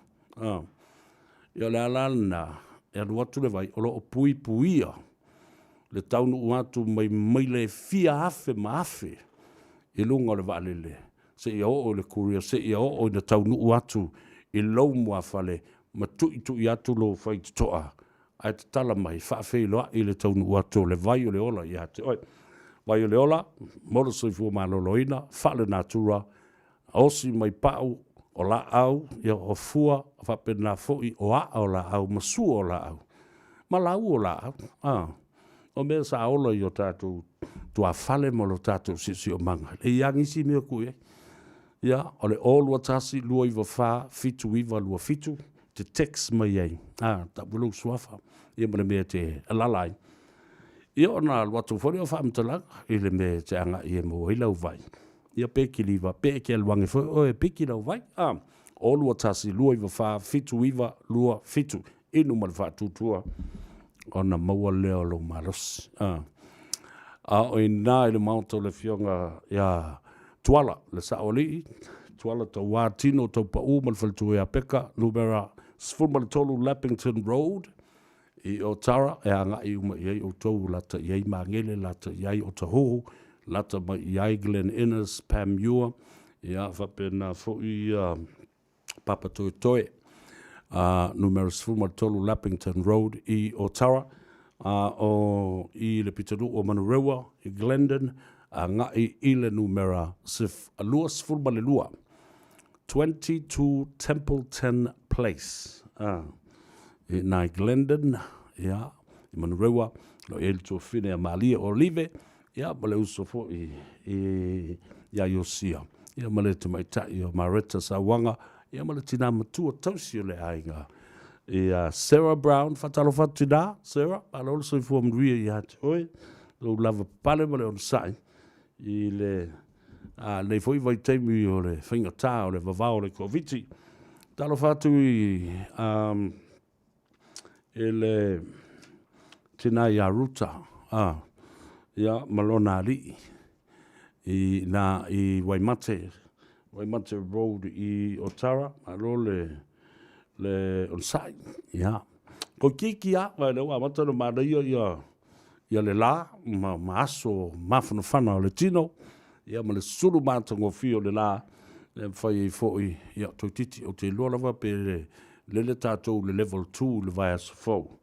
Pe a tātou o sai, ma pa upe I lalo, ia le whai no mera o I lātou, o whai a lātou test, ia ma whai a fōi o lātou tui. Le so, ia o lo whaatino oile ngā ruenga le nā I o I Mates Road, le whaatau si unga lawa o Mates Road o lo iai, ia le Maota te talo, ia mara ka paka fo ele masani no fai ai ia le mea le free market I la stonai. o ina tonu la vai le ma faina misi. O loo iai le to telo le vasenga o le au whainga aluenga le tua. Whapena foi le au whainga aluenga le soifua maloloina. Le au whainga aluenga ale vaenga o pulenga whai tu malo. Ina whai ona whatino le tui. Il nei aso. Mo male ava noi mo malau pusa mea ai. Mo malau voucher. Ia mara se ile nao te whalango tu ea o ta vale teu mata ngofia lei. Ia, e alu le se i. E lua se lau ta la le tino I tupe ete manu malo ai. Ele na, ta walunga tuai le vai o le ola. Au ngā I ngase nai pe no whaiatu. O le mea le toto mawalunga. Toi whata vale le lei le so longa. O le toto I ala toto umaratino blood circulation. Whapena fōi I le tulanga ngase le fatu. Ngase o le mama. Wa esela ia le na ia whapena fo I lai le tulanga o le wha le leia atili o tō tonga o lewa na wha lea ngaina damage liver and kidneys whapena fo I le regulation of blood sugar ia po le ngasa fo le suka ai makua le leia la e makua I koe pingi wha le kamale o ngungu gout and arthritis o amatua o I umafolele ia meo so onga ponga I violokingo. O lewa na mango meo so onga o kaunga o ia kamale as a lubrication folele for you na toe whaanga o lele. Pe whanga I meo kamo W40. Atalo whatu sunga le pali tele tuito wha ama ainga valu. Taito ia whapea fo ia le atali ia peko o le kamo konfiki ia whapea fo I le whionga le sao ia taito lavi ia le tua whine a whono ma toa a lo le soifo mtuia le foi vaenga o le uli papena fo iona hatalo whatua I le uso ia taniela ma le whaletua ia tatuf na I Meliora Place ma le aingali ma le nofalo ia whapea fo I le whaalongolongo tāpua I mai a sio tautua I na I Glendine maletama lauso a Tanielu e voi e lua le uso Taniela ia ma Tanielu alo le soifo maria au taile mafuta mai I le au ranga ma le tautua talo whatu le tina matua ia muri anga tele a la sela Dominico alo le soifo maria tina mo lo maria oe ia whapea na fo I ona le lei ia le whaingo o au au le whionga mangu ti a lose Dominico ia va pe fo telega ia au pa au Peter Dominico alo vatu le tinale o tatou ina fauta Glenn Innes ia maletamo fili telega au pa au alo le soifo Maria tinaya Diana na I Fred Street I onehanga ma alo le soifo Maria tina ia whapea fo I lau whionga le sao Gialino o Fisa Samoa ia male ai ngali I Church Street I onehanga alo lile soifo mria whaftaile ma futa mai fo I le au ranga male tautua le nei anso tina ia tala leu I nai te koa alo le soifo mria ia le ngata fo I le tina ia te leofa ma alo le soifo mria te leofa ma si utau fo I ainga I nai te motu ia le whionga le swafa ia le malu Nansen ma le whaltua ma le ainga alo whantu le tātou por kalame tina ia pili na Calburn alo le soifo manuia tina ia pena foi o le manuia oe ma le o tō foi ai ngari ia ele mafuta mai ma le tautua ala si ufonga o Samoa le radio Samoa ma Savea le nei foi ia wauli o le aso tonai ma tā walunga iai ngā ruenga o le nei fo I vai aso. Ia e tua le sapati I le aso ataiao. Ua na o le radio Samoa se furulima iwa toru a mo e tautuaina o e ilangu ngana fitu aso le vai aso.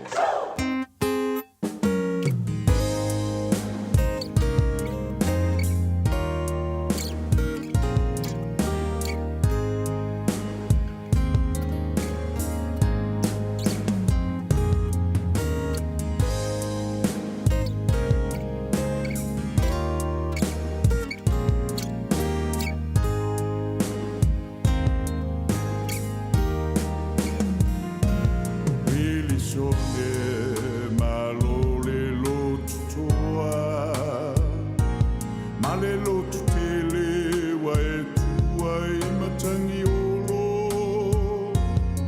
olo sa taua loina fisoa ina I matangi mafa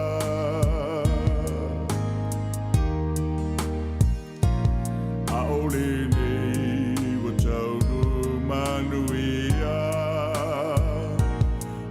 pati la ia mausana ele o se mea fale aunga lo tau tinga I le atua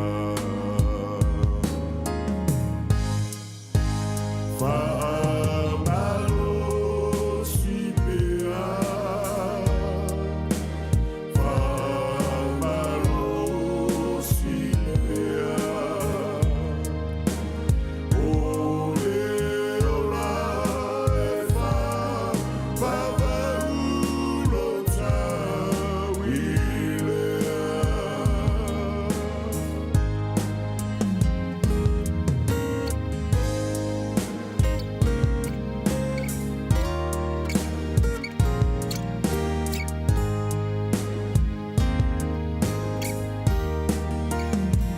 Ele I whaingofie le sa ilinga I se tasi na titau aveina sa ili I le tofa Iau au na alia tua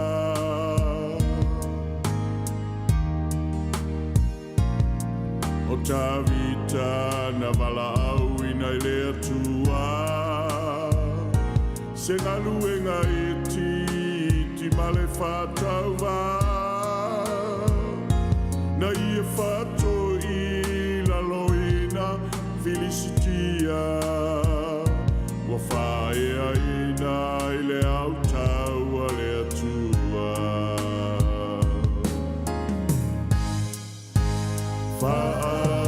Whaamalo si pea Whaamalo si pea Ole ora e whawaulo tawilea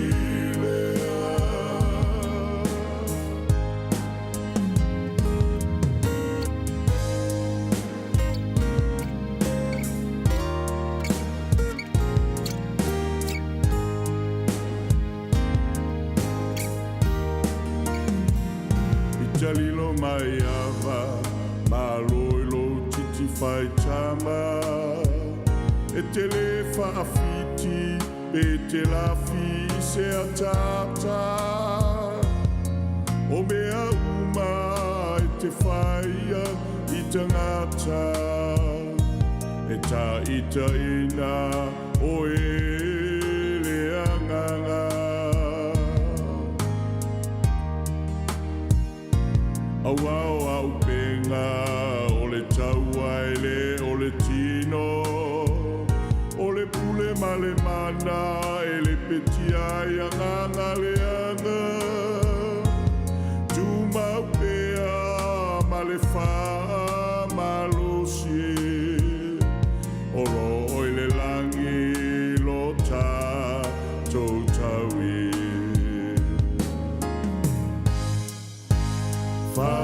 Whaamalo si pea Whaamalo si pea Ole ora e whawaulo tawilea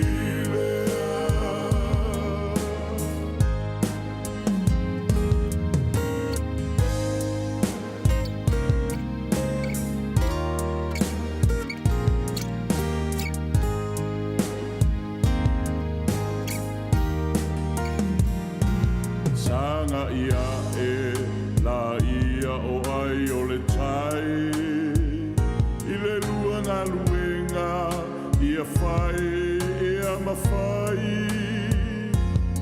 se manuia mo so tātou ai I le ngaluenga alo tātou matai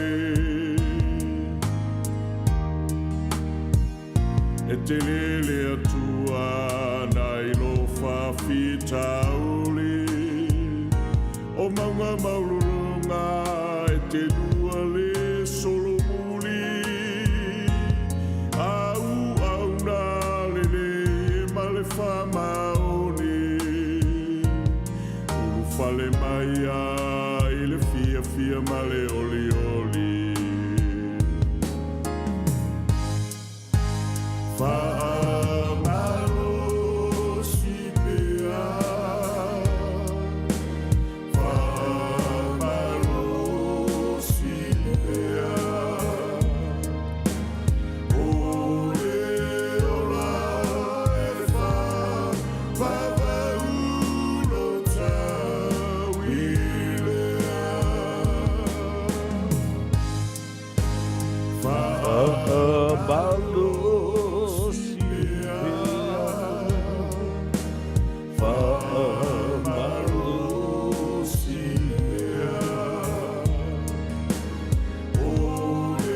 Ia lena, o le pese a le uso ia solofa sa'u o le wala au wina o le tangata. Ia, mana ia fo i le whaamaru si au lena. Ina ua toe se 10 minute o na tale o le itu lai tolu. Whaaftile tua sa mo nei lea vano au te tautala tuai. I lunga le telefoni matala noa se tasi o tua sina sina matua o le tunu o le fionga e buangu tutia. O loo tāpua I ma whaafongafonga ma mai mua mai I le telo o tātou por kalame le radio Samoa. E vai asu te tasi, ia maise le por kalame le nei e tuli au pū e le tō telo le tunu. E a ona o mata upu e lo tea ma whaapula ma whaamanino ai. Ia maisi a telo vaenga e ma whai o na malama iai ia le tunu, le tula fono whaavae. Ia o meo kon kalate o whanewhai ngā ruenga ma tūlang whapena. Ia e maise le tele o isi ma ta aupolo awhia ai I tātou I le tūla fono. Ia whapena fo I meo pulenga whai tū malo. O le vāma leo o le tele o vaenga e pe o ofiso whemalanga inga o le vaetamanga. O mea o lo tutupu I Samoa. E le manmulama I tātou. Whatalo whatu ia eta ama mua, whapea fo I sā whata me fōu, ia whapea fo I leonia wa lele whe au, o le tuawhine ia Erika mo oe, alor se fo manuia tuawhine. Ai lea na tāua nei le sunga ia wangu ti aua, walus fumal fito sangolo le soifua I kalai estete. Lea nganga fia mo le nganga whaaftai, ina ua wawa I atu I Samoa, mamai ale ngā ruenga. Sa pulu lima I ai o lātou ai ngā umalawa I ulutongia I alei pata, mamalaela. O se maota fono, foi po se maota talima lo le lātou ai ngā. Sa tongi maa, ma velo aso I ai mai atu nuu ese o le lalulangi. O lo o I ai tama whanau o le ai ngā muangu tia ma le whaltua ma o lātou ai ngā poto. Rela sa unuoli ta maa. O se fiang sili nai le noto. O lo maua o le soifua. Ma maua le manos. A o lo o vava ai atu. Ma moli mawina ngā ruenga le lei o lo whatino e nona a inga ma tausonga ma whanau ma le ainga poto I Samoa. Ma le au lio nei tausanga e tele le valos fuma le fitu. O lona soifua. A o lo ma whaipea. O na maua lo na malosi. O lo o le lei lo na mawhau. Ia ma vava I atu I mea lo whatino. E whaawawai le tautua. Ma le aitau malele mai atu nuu I whafo mō tātou ainga I Samoa. Ia tau, o se whapena fo I lo langona. Ma se nganga whaafitai. Ona ore mawhai o na tātou whatino ia mea mana o mia ma mana ongo tātou ainga I Samoa. Ia peo na ufai atu. I le tele o tausanga o mai whafo istangata nalana o mai o le tātou sa iringa malo.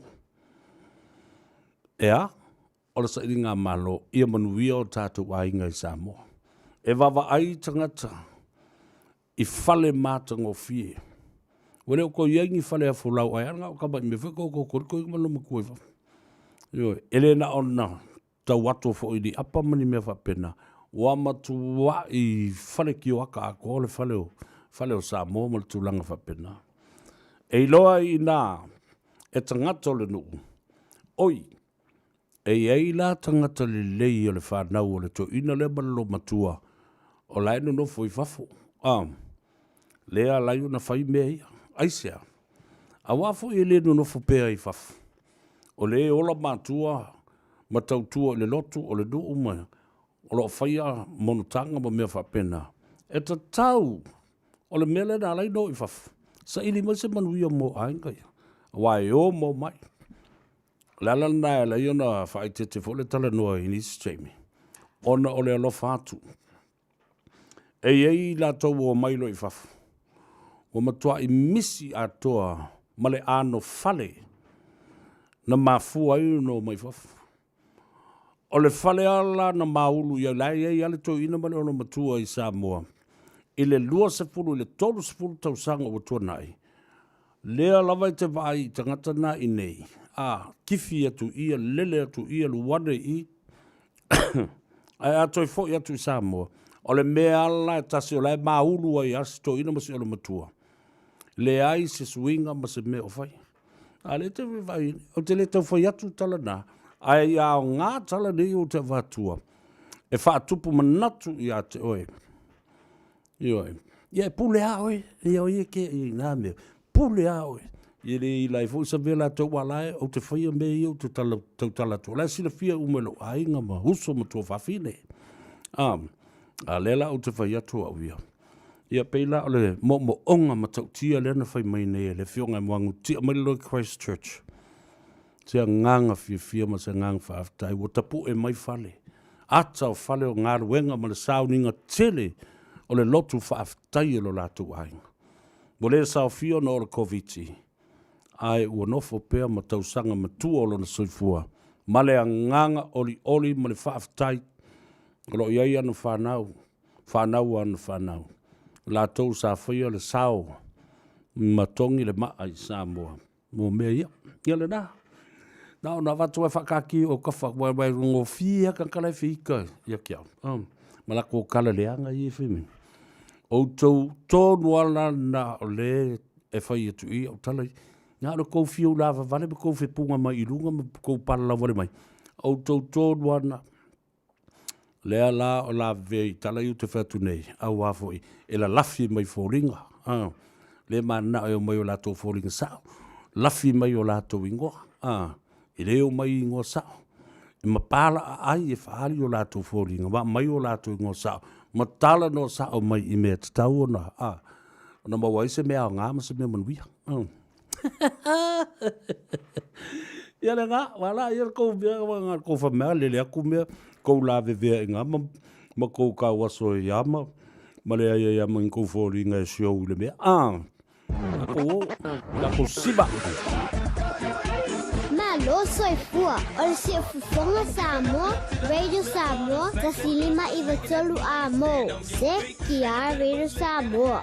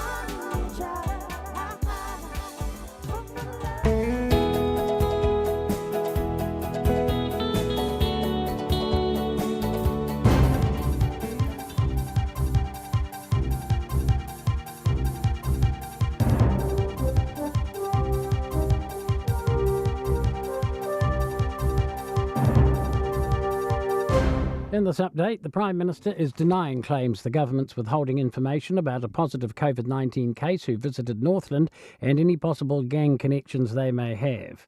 Winston Peters claims Life Mongrel mob member Harry Tam helped her get across the border and she went to a hotel where she engaged with people, then hid at a marae. Jacinda Ardern says there's no evidence to back up some of the claims that have been circulating online. She says the government isn't withholding any vital information. She says it's released information about the woman's movements as it's received them, but she says the person, despite the involvement of the police, has not been forthcoming, which is why the government took a precautionary approach. The Ministry of Health still hasn't tracked down the person who was travelling with the woman who tested positive in Northland. She's now an MIQ in Auckland, but managed to get to Northland under a travel exemption obtained with false documents. Former Deputy Prime Minister Winston Peters says she engaged with people at a hotel in Whangarei and hid at a marae further north.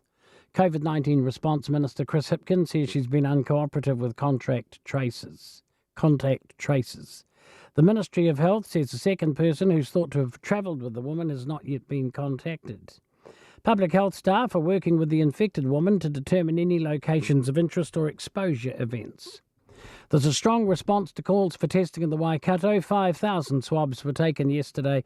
Today there are 34 new cases, 31 in Auckland and 3 in the Waikato. Waikato had record numbers turning out to get vaccinated yesterday. There were 9,946 doses given out and large increases in rural areas. In total, 85,757 vaccines were administered yesterday, including 67,189 second doses, the highest number of second doses to date. In New South Wales has 580 COVID-19 cases and 11 deaths today. From Monday, people in New South Wales will have some new freedoms around gathering numbers. That's news. In sport, Canterbury have been dominant in the opening half of the Wharapama Cup rugby final against Waikato at Christchurch. The home side led 13-3 a short time ago. Canterbury lock Lucy Jenkins scored the first try, while winger Isabella Waterman dotted down for the second. In the Heartland Championship, Whanganui have a 12-3 lead over King Country in Taupo. All Black skipper Sam Cane is donning the number 7 jersey for King Country, playing his first match since March after having pectoral and shoulder injuries. Wellington Phoenix goalkeeper Ollie Sale has made his prediction as to who will fill the back row vacancy left by former captain Stephen Taylor. The defenders retired from professional football during the club's pre-season. Sale says Josh Laws should be the next cab off the rank. The times that he played last year, I thought he was fantastic and had some really good performances. So a very tidy player on the ball. Yeah, I'm looking forward to playing behind him. That's sport. I'm Bruce Russell. Over Samoa. Waule nei o kaasuti alu, awale sui alingila o le kio. Eva mai ina se fulu lima iwa kolu, Amo, Radio Samoa, vevela a. Ia le ngā, e vevela a. Ia, o le ua, 5 minute wa te aile tu lai tolu, o nau whaafonga le tātou o tonu, tolu se fulu ma le wha new cases o le nei fo i asto na, to tele o tō lai le wala mai wha mole Savea o 4 cases o leo. O leo o toe wha manatu atu. Tōru se fulu ma le wha. Ia, tāru si ia, pe o langona le nā ina ia tātou usi ustai fo ima. Langolango ina, ia te itai o le malo, e mai se fulu mta ngā ruenga o le soifua malolo ina. Tātou te le mana o mia. Te nei wha mai. Le ala la le nā, ia, watu wai pēle la puta inga. A whai ala o la ua i ata tau. O le laki au le whai le malo. O se tula fono fo le langu ta sia o mai le atunu. Pei al tula fono fo le o whainga palota. E a tau la, e te tau nam tua wha maro sia se tula fono le nei. E tō tele fo i la tō e langlango ina le mata upun le o le civil liberty. Malo te ai le mata upu le ai ata tau patino le tangata. Ai i lo utale tonunga le tula fono. E o loi le teimi se e a fia ai le soifua manuia ma le saunga le mu o tangata umalawa. Then there has to be a law or a policy that is mandatory and it overrides any rights, any personal rights or any human rights. E te tau loa o nā awhia i loa i le soifua manuia o tangata uma maolo e whai i le meo le tui. A le whaia, whawhai lo pākua le lua se lau 5 ka la o le sala. Fatalo fatu I sio te mai a Michael, a lolo soi fuamanria, mo tua pua a Lawaki, po lau talinga foi na mulau uru, awa o mea taua umalava na e tau iei le swafu. Lawaki mo tua pua. Fatalo fatu Michael, te oe male faltua male, no falo male ai ngali na I New Zealand, mo lo manuia oe.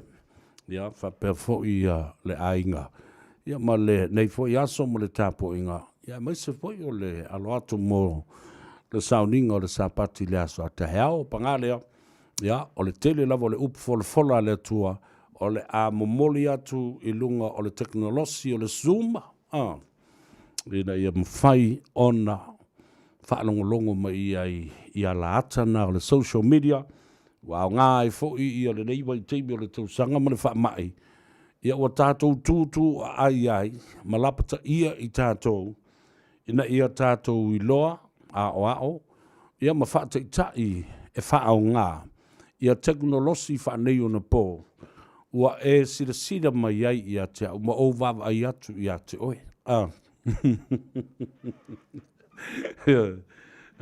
le nā soloi neru ma lola soi fuamanria ia va pe fo ia Nato Schuster Kafa Schuster kai fatova ai ale ile la le o Kafa Schuster ile so ana nafi ia pole tala tu na nafi wo te ile tu atu se ta vale o tafa fa melo matanga talo fa Savea va talo fa lava ela o songa le faltua eu tu ala ile ma fa pepola se tala le a fa melo matala le al te mai tai ia vai Savea o nei ingo ia Kafa Schuster o leva tele no tusiatu o texatu o telefoni atu tatala noa ma fasoa ai e te lei va ai e te au te vai so o lava ia te oe fa kula la le mea fa peu ke kaufe ai wala inga e leva la waksi o sau ka ki fa ka lofa ma a me sinango ke pala ai a oe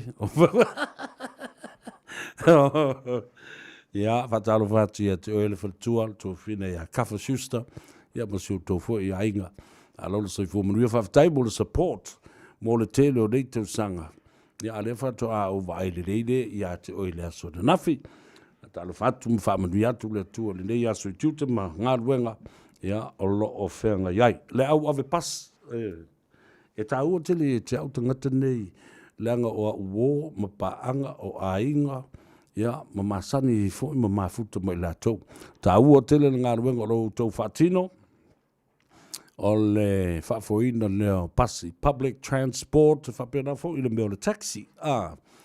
Ia, ono o le tāua o le ngaruenga. Ia, ai o le a mio pa ia ma mio pua ai o isi te ngata o le pasisi e otu ilunga o le pasi. Ia, ma whai o lātou upuleanga ia te utou, ia, ma lole o sai. Ma lole o sai ma le whaatotoa. Ia o lava nei fasia sisi ia sisi o le pasisi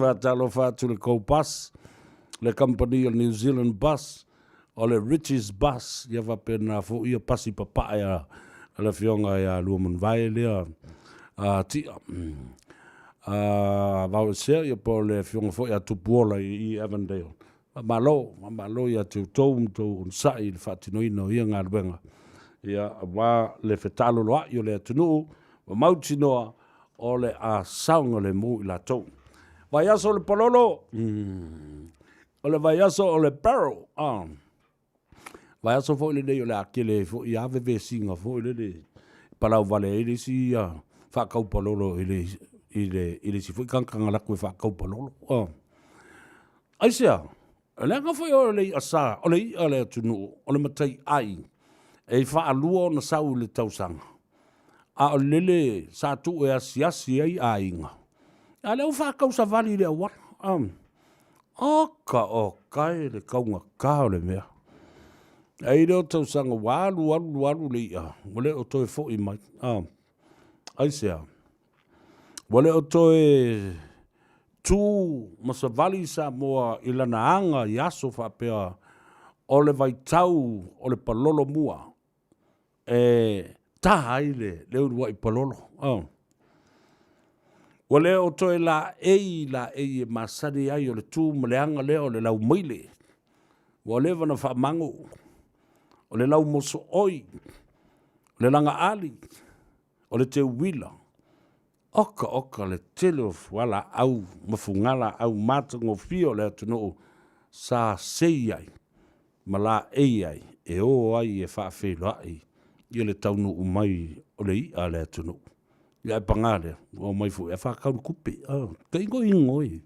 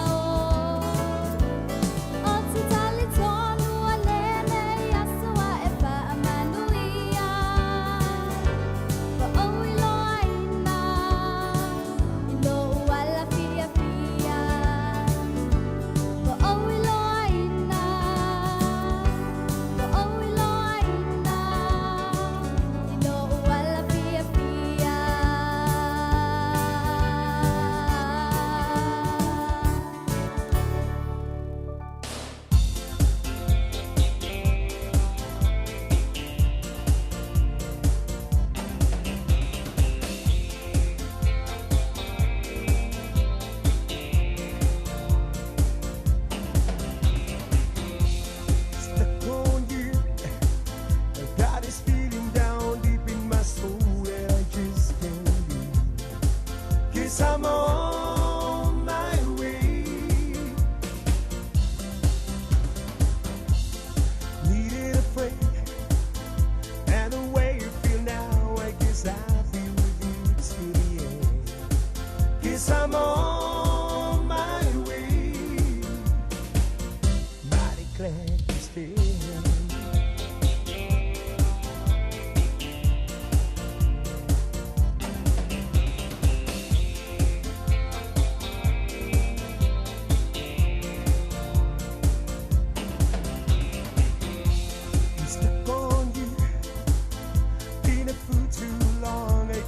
Time for me to come on home, 'cause I'm on my way.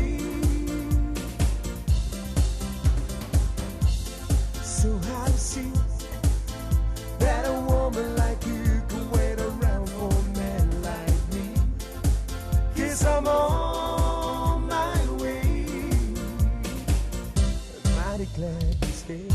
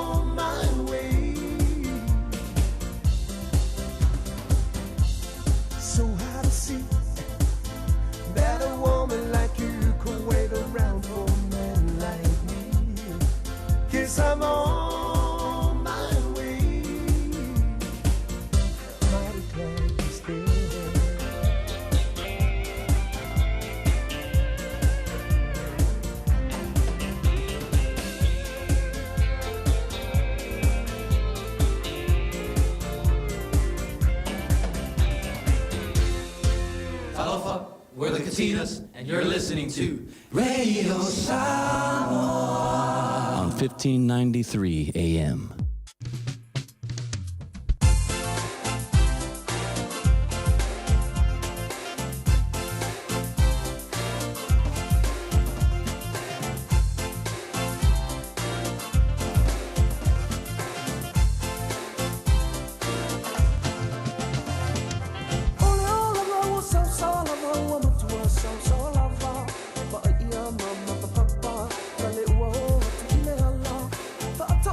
Mama,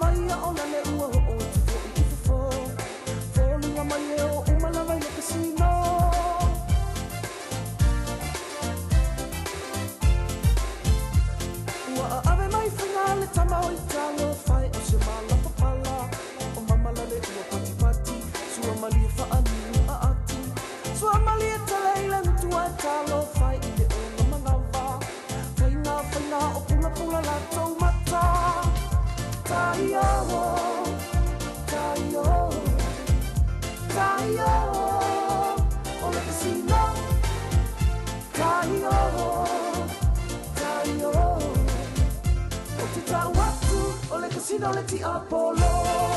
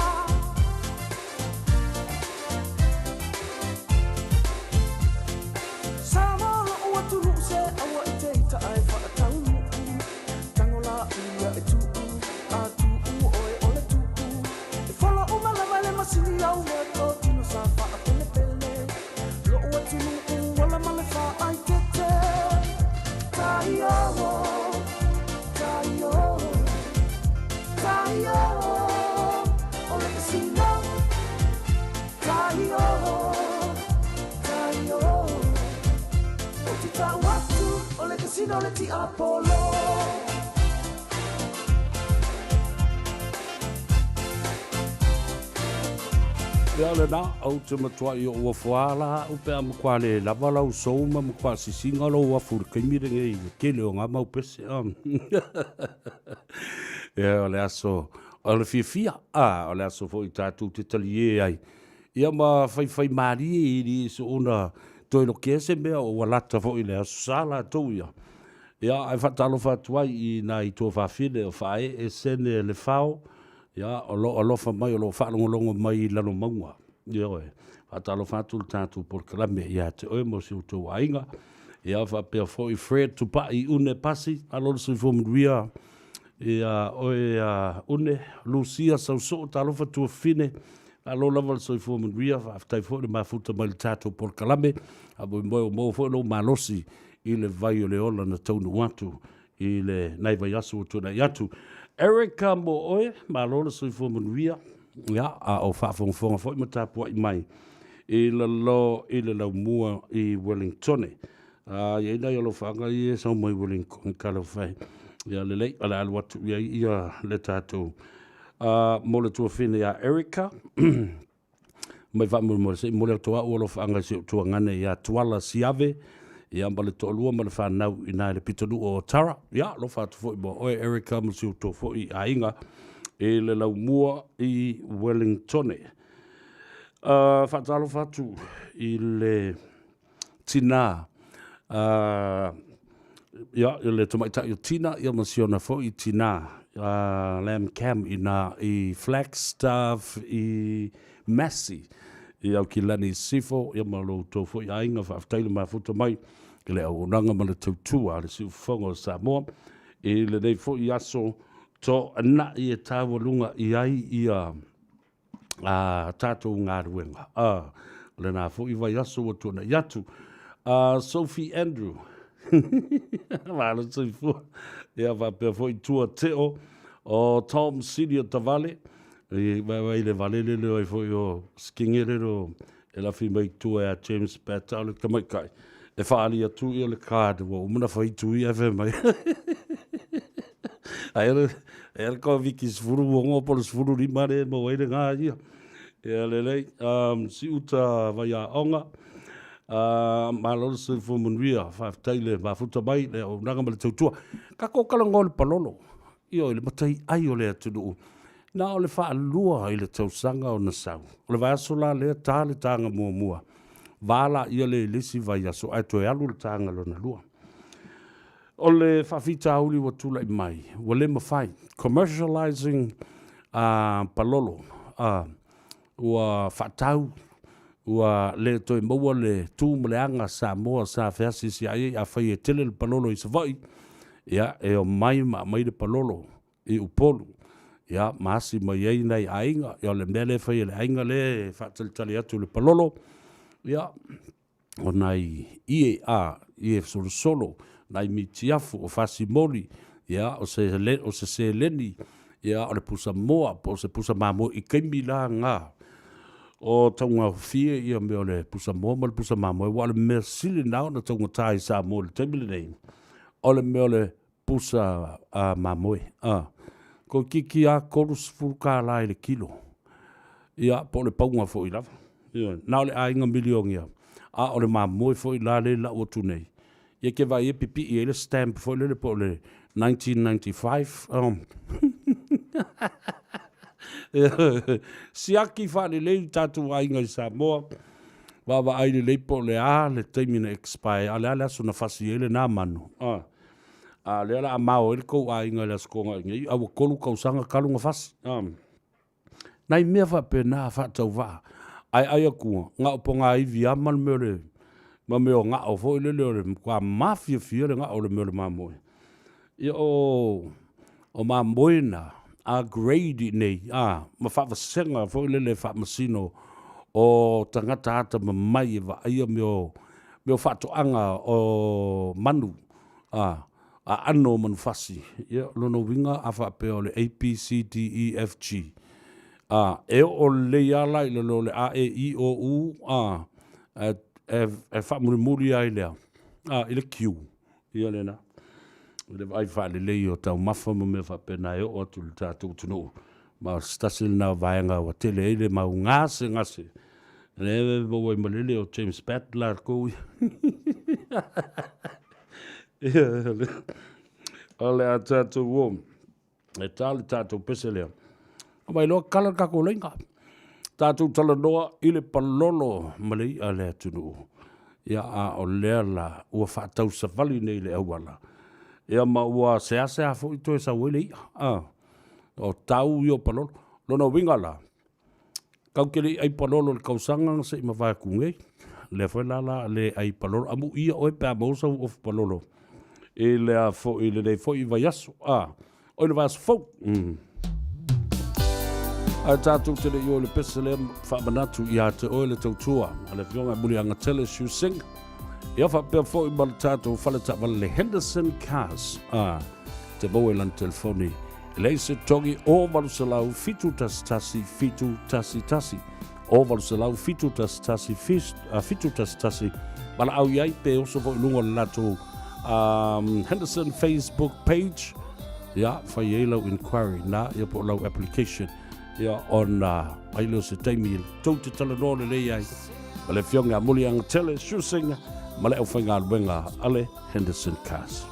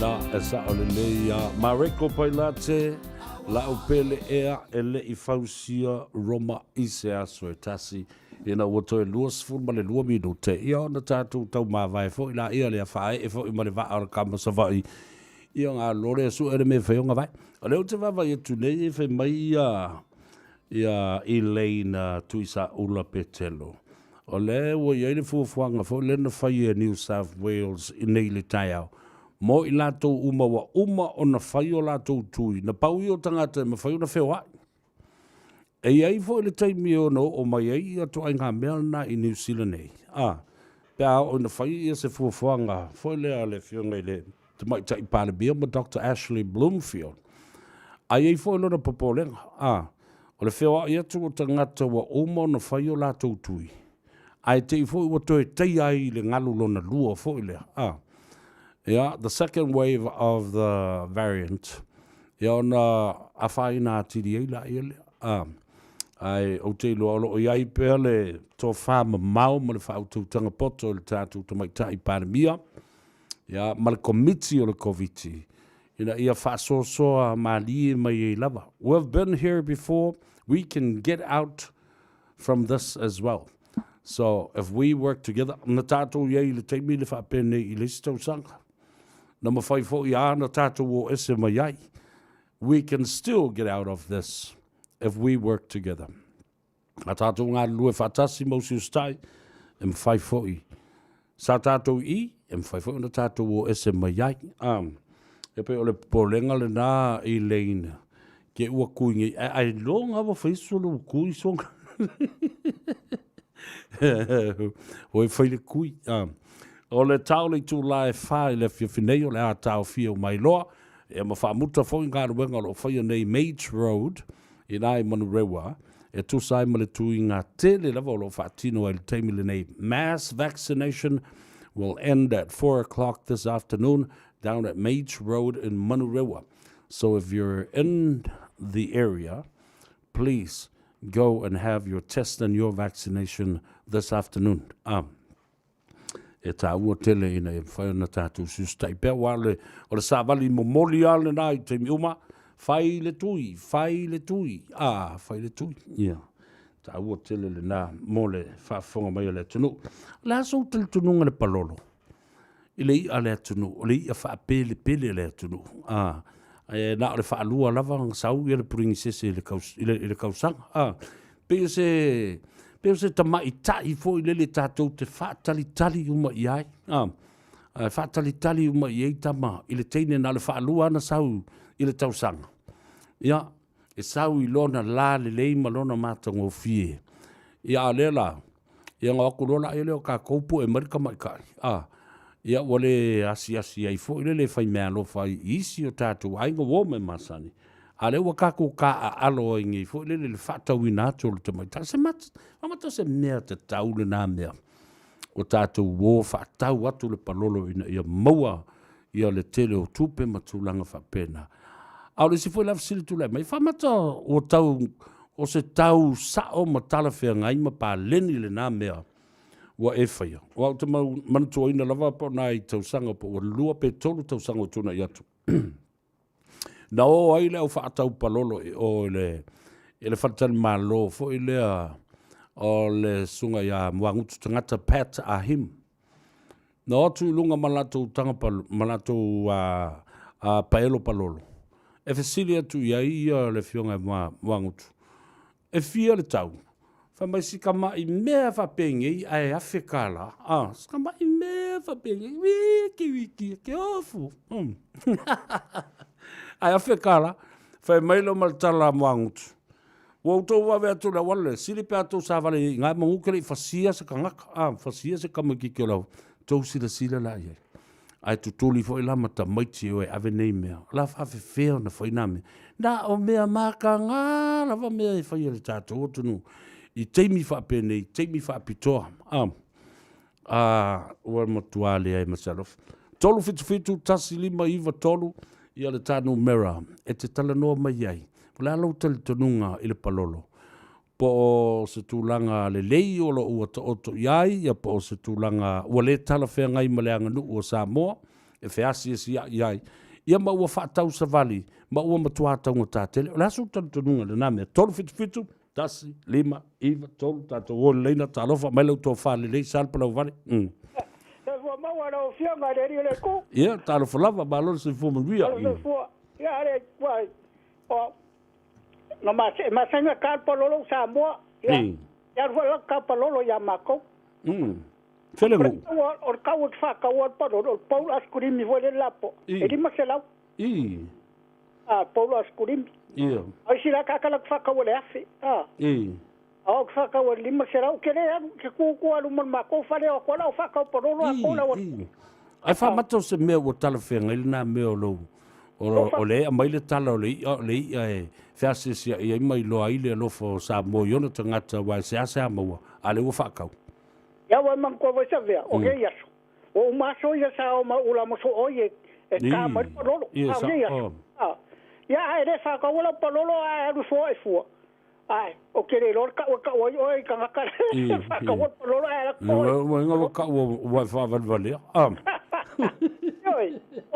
va tai talo fa valo se fo mo dia malo so fo la vea ia talo fa la ia ole tala ile palolo ia e sa ore sa noanga o aso ia e lo forward lava ia nai ainga ia le tani palolo yo la tonu i ainga ia o mai yo sa mai fale alili ia a tala le palolo ia e fa tala le pasi fale alili le ele alu se nonga e fo i mai tanga palolo ia fa to alu le ia e matua ai saunia le leile o tangata tal palolo pe on saunua fai le leila ula ia e fai le leio la pe ia e la te alu ia pia ia e o la vai tal palolo ia o mai lolia fa so lo ile ai ngo fere nu o ia ia o mato ai nga o isa tapuala ia le algo se utinai e aver fa o so to fino il matama mal mato uso na ai le tai fa pe fulele e ese ma fa na vai tai mi fa pe e fa ta ai le mai lola o tate sawata i tai New Zealand ele ia se me fa pe wa fa ta ale wala wa pe wa avea le mana o le tupi ia manea wale fata wa ina ai de tulanga o yai de mena sa wai ai sa wai sa nuanga o le mesa sa la titia nai nu wele tai de palolo ai sa ta la sa mana ye fi we tai e stulu mare la ma to di uswa vai o la vai ta a ne la vai tai ia wale ia te o ne mele e pe falon wat te o sa vai i de wa tele i le o ia o polu wa se a lava sa wai sa no nga ta sia de tau sanga o le wo fa tau le tau fo le fa tau wai o se fa tau le lufa sa o le wai ala na fa le utala o le palolo ele fa inga talo na lona taina ele te o le fa ngota le fa ngota e fiwe maulu la lu su ia le palolo na e lato a fa ya te alu lo va na e lato e tu ne me tasi e te sawa o le te tu ya o tu mo ato fia ya ale wa o e fa tau o no mana o le tupe ele le fo ila pena o fa tau le tala fe ngai e de se me su ngata e de se me tanga fo ya wa o fasioti tangata mele wa ye wa ale le tupe la ma mea wa le ai se alofa ma mo se tala pole le fa pe ia na sina mea ai ya fo ya tu lai e fia tau sa sambi uma la tu nu wale maua uma le palolo nu uma yo se sa ita na tu na ai wale fa ta waina me na o mai ai yo le mele sa wala utala sa wa so la le amale to ma wa ya manuela por calambe Savea ya manuia fo le weekend apena fo ya fa ma to nu wa tele nu ese ya la to fiva ma me na tu ya yo la to pese nganga to ya po se matu pala e fo la ya ma to nu mo ta ma va ya la sa ya le na la to ya mo ta Ma o le anai le nae oso la vai te mi uma mai ai fo I tili te tele ma mea mata I le ia. Ia ngā oro fo I ka mai ki whakau sa vale le mea.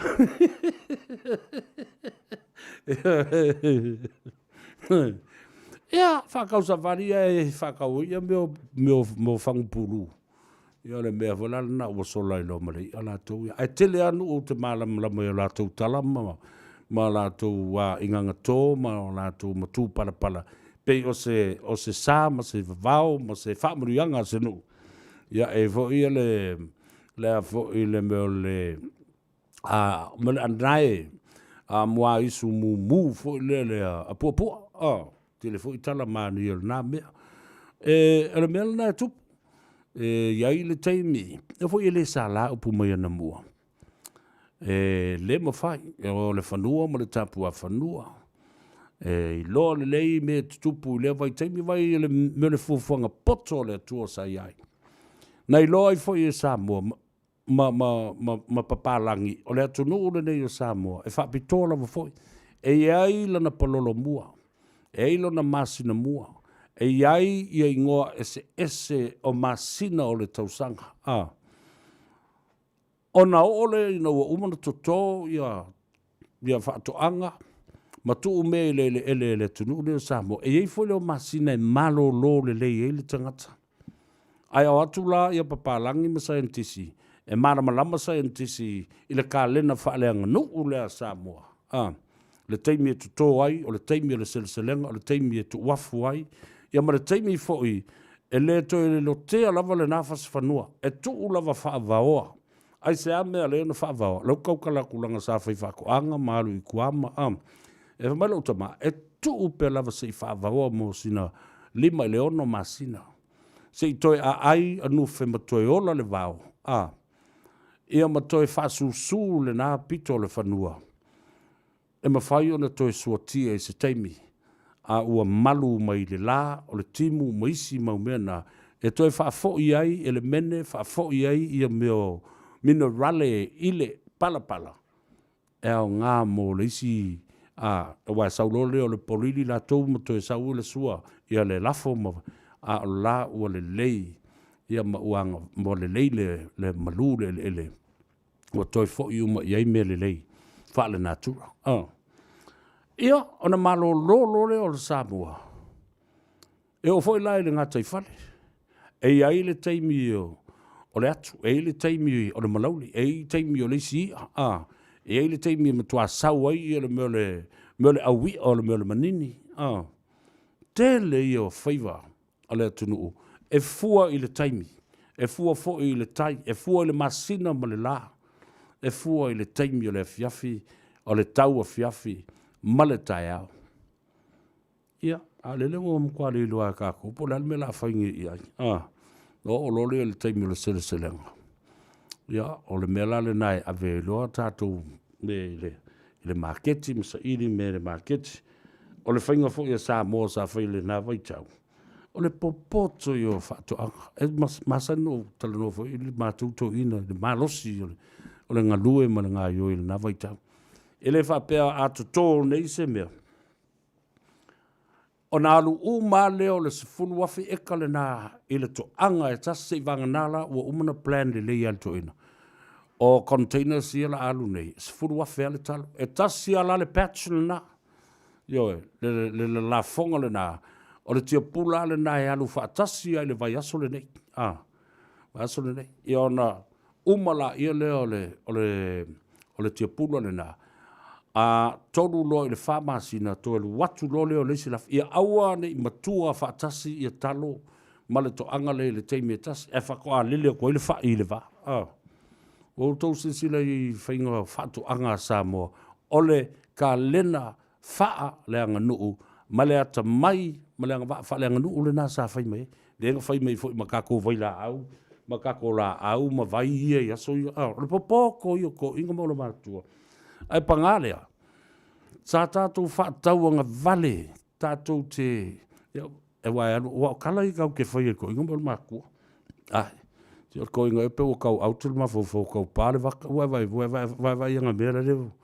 la fu salu wange ia le pa o la le mea ia la le vai la le wa mix le kalsingi ma le vai mo ia vai la le wing le koing o tu vai a le mere te mai fa le anga mua fa le anga nu le na le na fa na mai ai e tofu wa ba sina malona ingoa ale atunu ula ia e tu punga mai mene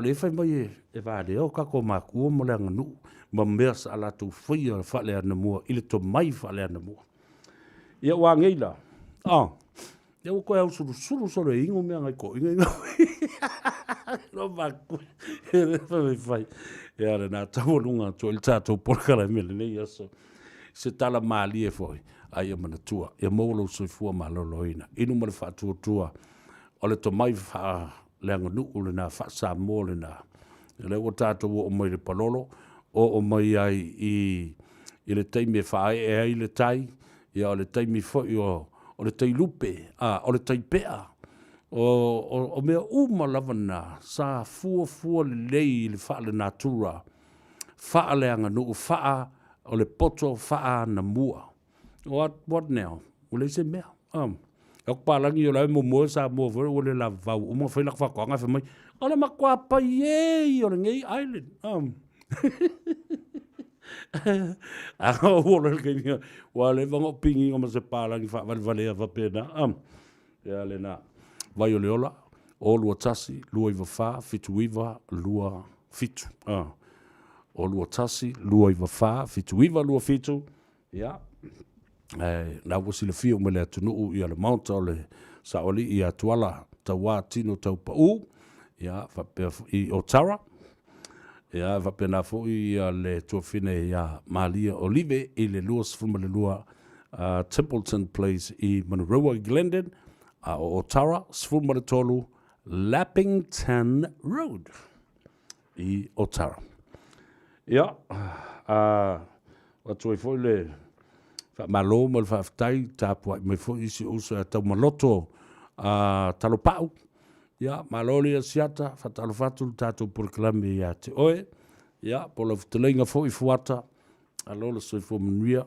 pui fo i le tua le tulanga le fa ave ino o le taxi o lo feta lo ia ile tunu ile taimi male taimi wano lato saunga le mu oile se voltas ya lo fo tele atu mo oe ya fa pena fo i ya le e su to ainga Sophie Andrew ma lo lava fa afitainu ma futa mai ya Perry Muripola Melissa to inga mala South inga ya fa pe fo i le tomata Elaine tu sa ula petelo ya masu to fo i ainga fa afitainu ma futa mai neva ya so atoa talo soifua ti atu lo to soifua i le vai fo le sapati le aso taiao ya mana le folfola le tua ya te utou o le au whainga ruenga, ya whapea fōi whioi o le tala lei whata whai taulanga fia. Ya whapea nā fōi i o le ngā ruenga whau tua ana i utou whalitua. Ya whapea fōi ya te utou o tupu mai o le atunu. Baua la utou tō whā, whapea fōi i le whawhare o ponunga. O ya tu mua mapule, ya whapea nā fōi o na maua. La utou wha o tanga alu ma mau. Te nāma ta mai tai o whaletua ma tausi whapea fo i saoao, e mai se fo i aunga whapae. Ia, alofa te lea tu lau tō fo i mata la langa le pae ma le auli, ia wale manuia o ainga. A le atatu tau ma vai le nei aso, ia, whamangalo fo i se leo o le au na nei, o te matua whaatua i lau titi fo i tama, ia, o te tiwai a Samoa, ma au maluai, i so se tuli manu o ke ka whao mo o kifa so loi fo ai. Whafoi mai upo Savea ia Savea, ia se i tau mo whai atu, ia po iai se whareta mea. E te tā ai ia me o tupe fo i lea whaa sori tu la fono po le money laundering. E ka kā ai ma upunga. Ia ngā mai la ia se i whaa la e koe whaa ngā i lewa yasu. Whaftei le tua, o le nei lau o tātou whilo i ei foi, ia ma whio whai, i le lea lofa, Ia, o le karapelo, ia whapena fo i le kau whaase, ma le kau whaaleanga. Ia, o mea nā o suanga o le whaatele, e te tele ape senga ai matua le o Savea Pesta, le ulua i li i se Yuli Al Harrington, tu munu vautanga lo matua, muli talo te o matavu i Lavea. Alofa te lea tu mo o tau, lea tu no pele Samoa, ia pui pui mo malutia lo tau suifua. Tu ua o tau i le pese a Savea. Alofa tau tas, ia manuia tele lava lea tu no pele. Suifua mo ia manuia. Well, that's it from me. It's the end of the week, and it's the every good thing must come to a beautiful end. And it ends right here on a wonderful sunny Saturday afternoon. I will see you again sometime next week. So look after yourself, take care, and be kind to one another and show love. This is Savea saying, "To faso ifua, lo tele mo oi." Awele lai se iangi mai si ole o e tawhia whalongo i ai la upele ea po o whea o e ai Lalulangi pua o amale manunu wa sola le la fa sulu sulu unai o foli nai wa moatu Be ana ela talata mai se fusia uma e foi mai la upele ea wasili o eleva ai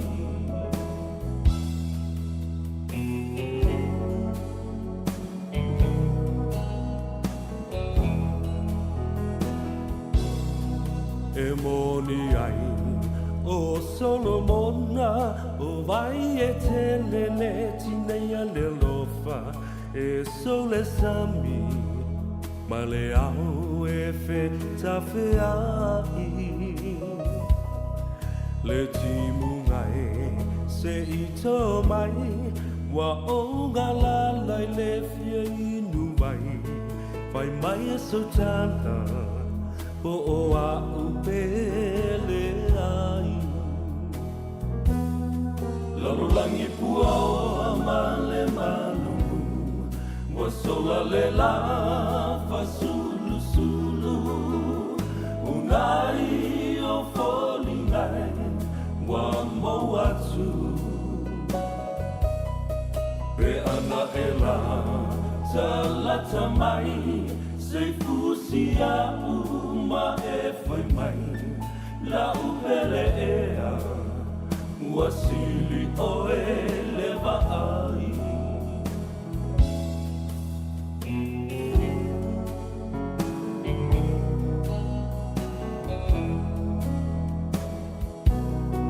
Le masoninga a oe maita lau pele ea le whanga luina o te te wina Pea oe isi o ufatu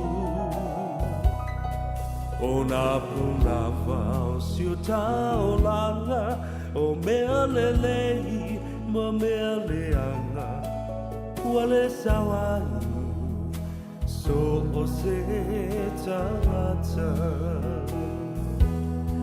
The world is cold, the world is gray You turn the sunshine away You will never know an empty heart Till once more you're close to me As close as we can never be I'll be longing to hold you again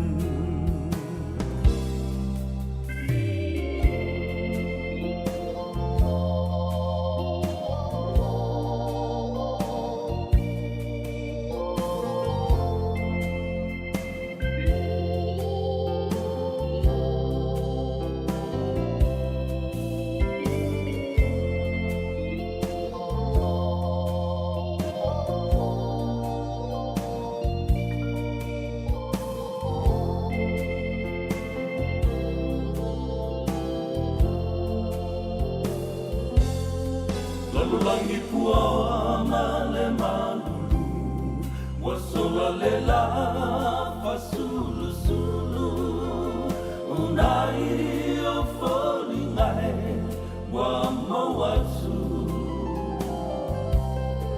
Pe ana ela Tala tamai Se fusi a uma e fai mai La upele ea Wasili o eleva ai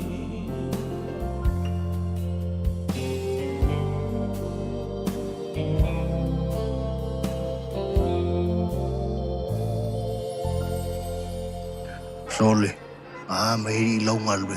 Angale ayeri le radio Samoa ile isi le mer. Radio Samoa. Taslima Ava Tolu. Amo.